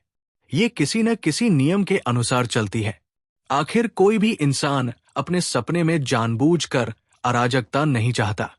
सपने अवचेतन से आते हैं, इसलिए यहां कोई न कोई लॉजिक जरूर होगा। जैसे कि पहले जो गोस्ट लीडर्स मिले, उनके व्यवहार में भी एक पैटर्न था। क्रो सोल्जर्स एक कॉन्क्वेस्ट फोर्स है, इसलिए ईविल क्रोस की ताकत लड़ाई में दिखाई देती है। उनकी इंडिविजुअल कॉम्बैट कैपेबिलिटी बहुत स्ट्रांग है, लेकिन वो शुरुआत में जाहिर नहीं होती। जैसे जैसे लड़ाई बढ़ती है, वो और ताकतवर हो जाते हैं। अगर वो हमसे नहीं भिड़ते, तो वो खुद को बार बार नहीं फाड़ते। अनडेड ईविल बेबी की बात करें तो वो डरावना जरूर लगता है, लेकिन असल में वो बच्चों के शरारती स्वभाव को दिखाता है। डिस्ट्रक्शन की चाह, मासूमियत, भूख और खतरे के सामने निडरता। झंगी और बाकी लोग कांत की एनालिसिस को ध्यान से सुन रहे थे। टीम में वो हमेशा से ऐसा व्यक्ति रहा है जो सबसे आगे सोचता है और सबका मार्गदर्शन करता है। तो फिर ये टैवन किस चीज का प्रतीक है? झंगी ने पूछा। उसकी आंखें गहरी थी। वो सामने खड़े टैवन को एकटक देख रहा था और गहराई से सोच रहा था। कांत ने कहा, इस पूरे एरिया में बस यही खास जगह है, टैवन। हम इससे बच नहीं सकते, भले ही तुम्हारे पास स्पेस ट्रैवल की एबिलिटी हो। तो हमें पहले ट्रैप को समझना होगा और फिर तोड़ना होगा। मेरा मानना है कि तुम्हें इस टैवन के अंदर जाना ही होगा। सभी ने कांत की बात सुनी और सहमति में सिर हिलाया। भले ही इसमें खतरा हो सकता है, लेकिन फिलहाल यही एकमात्र रास्ता था। लू केरन ने झंगी को दिलासा दिया, भाई झंगी, अगर आपको डर लग रहा है तो मैं इस टूटी फूटी जगह को पहले ही उड़ा देती हूं। अगर काम न बने तो गॉड ऑफ डेथ का इस्तेमाल करते हैं। इंजीनियर लू केरन का हमेशा से सीधा और थोड़ा उग्र तरीका रहा है। वो गर्म हथियारों से हर समस्या का हल निकालना पसंद करती है। वो जरूरी नहीं है। झंगी ने लू केरन को टोका, केरन, पहले मैकेनिकल सोल्जर से रास्ता चेक करवाओ, अंदर का हाल पता करो। लू केरन ने सिर हिलाया और तुरंत 2 मैकेनिकल लाइफ फॉर्म सोल्जर्स बाहर निकाले, फिर उन्हें कंट्रोल करके टैवन की ओर भेज दिया। वो अपने सामने टैक्टिकल हेलमेट की स्क्रीन पर घूरती रही, लेकिन जैसे ही दोनों मैकेनिकल लाइफ फॉर्म सोल्जर्स ने टैवन का दरवाजा खोला, सभी को बस एक गहरी काली परछाई दिखाई दी। अगले ही पल लू केरन की स्क्रीन पर सिर्फ बर्फ जैसी झिलमिलाहट नजर आने लगी। सिग्नल चला गया। लू केरन ने थोड़ी घबराई नजरों से झंगी की तरफ देखा। झंगी ने धीरे धीरे सिगरेट का एक पैकेट निकाला, अपने लिए एक सिगरेट जलाई और गहरा कश लिया। काले रंग का धुआं उसके मुंह से धीरे धीरे निकला और हवा में घुल गया। उसे स्मोकिंग पसंद नहीं थी, लेकिन कभी कभी सोशल करने या बोरियत मिटाने के लिए वो ऐसा करता था। निकोटीन वाकई में एंग्जाइटी और चिढ़ को कम करने में मदद करता है। अब जब यहां तक आ ही गए हैं, तो पीछे हटने का सवाल ही नहीं उठता। उसने लू केरन और यांग जिंगसन के सिर पर हल्के से थपथपाया और मुस्कुराकर कहा, ठीक है, अब तुम लोग शैडोज में चले जाओ। आगे का काम मुझे करने दो। भैया, ध्यान रखना। हालांकि लू केरन जानती थी कि झंग यी के पास खुद को बचाने की जबरदस्त ताकत है, फिर भी वो उसे याद दिलाए बिना नहीं रह सकी। चिंता मत करो, मुझे पता है क्या करना है, झंग यी ने मुस्कुराते हुए कहा, लेकिन उसकी नजरें तेज होकर उस पुरानी सी दिखने वाली टैवर्न पर टिक गई। यांग जिंगसन और लू केरन शैडोज में चली गई। वहां से भी वो झंग यी की मदद कर सकती थी। अगर उन्हें कुछ गलत लगता तो वो शैडोज से बाहर आ सकती थी, मगर ज्यादातर समय वो शैडोज में ही रहती ताकि झंग यी पर कोई अतिरिक्त बोझ न पड़े। झंग यी ने अपने हाथ में मौजूद मैजिक वेपन को वापस रखा और वो जादुई चेन एक हल्की स्विश की आवाज के साथ अपना रूप बदलकर उसकी बाजुओं के चारों ओर लिपट गई। जैसी जगह टैवर्न होती है, वहां चेन का इस्तेमाल ज्यादा आसान और फायदेमंद होता है। तलवार की तरह नाटकीय नहीं लगता और अचानक हमला करने या किसी अनहोनी से निपटने के लिए यह काफी काम आता है। पब का दरवाजा थोड़ा खुला था। अंदर बहुत अंधेरा था, कुछ दिखाई नहीं दे रहा था। हवा में वीरानी का एहसास था और पब का दरवाजा चरचर की आवाज कर रहा था। झंग यी ने अपनी आर्म्ड मोटरसाइकिल को बाहर खड़ा किया और टैवर्न की ओर बढ़ा। उसने हाथ बढ़ाकर पब का दरवाजा खोलने की कोशिश की और जैसे ही उसका दाहिना हाथ दरवाजे के हैंडल को छूता है, एक अजीब दृश्य उसकी आंखों के सामने चमक गया। SECOND हैंड ऑफ टाइमी के जरिए वो 4 सेकंड आगे का फ्यूचर देख सकता है। जैसे ही उसने वो दृश्य देखा, उसकी भौहें सिकुड़ गई और उसकी आंखों में थोड़ा सा आश्चर्य दिखने लगा। टैवर्न के अंदर का नजारा बेहद अजीब लग रहा था। हालांकि ये बाहर से एक पुराना पब दिख रहा था। अंदर बस 2 धीमी इनकैंडेसेंट लैंप्स जल रही थी। दीवारों पर 100 साल पुराने कैंडलस्टिक्स लगे थे, जिनमें मोमबत्तियां टिमटिमा रही थी। बाहर से देखने पर अंदर की जगह ज्यादा नहीं लग रही थी, लेकिन सेकंड हैंड ऑफ टाइम की भविष्यवाणी के अनुसार जैसे ही वो अंदर जाता, वो जगह एक विशाल ऑडिटोरियम जैसी बन जाती। कुछ अजीब आकृति वाले लोग टेबल या बार पर बैठे थे, चुपचाप शराब पी रहे थे। कोई भी कुछ नहीं बोल रहा था। उनमें से कुछ का आकार बहुत विशाल था, जैसे कोई घर हो, और कुछ बिल्कुल इंसानों की तरह छोटे थे। ये कौन सी जाति के थे, ये पता नहीं चल पाया। मगर अजीब बात यह थी कि उसी टैवर्न के सामने एक चर्च जैसा ऑल्टर बना हुआ था। एक काली चादर ओढ़े हुई औरत उस ऑल्टर के सामने खड़ी होकर हाथ जोड़कर श्रद्धा से प्रार्थना कर रही थी। अचानक झंगी की नजर कोने में बैठे एक व्यक्ति पर जा टिकी और उसके पुतलियां तुरंत सिकुड़ गई। ओडी बियाओ,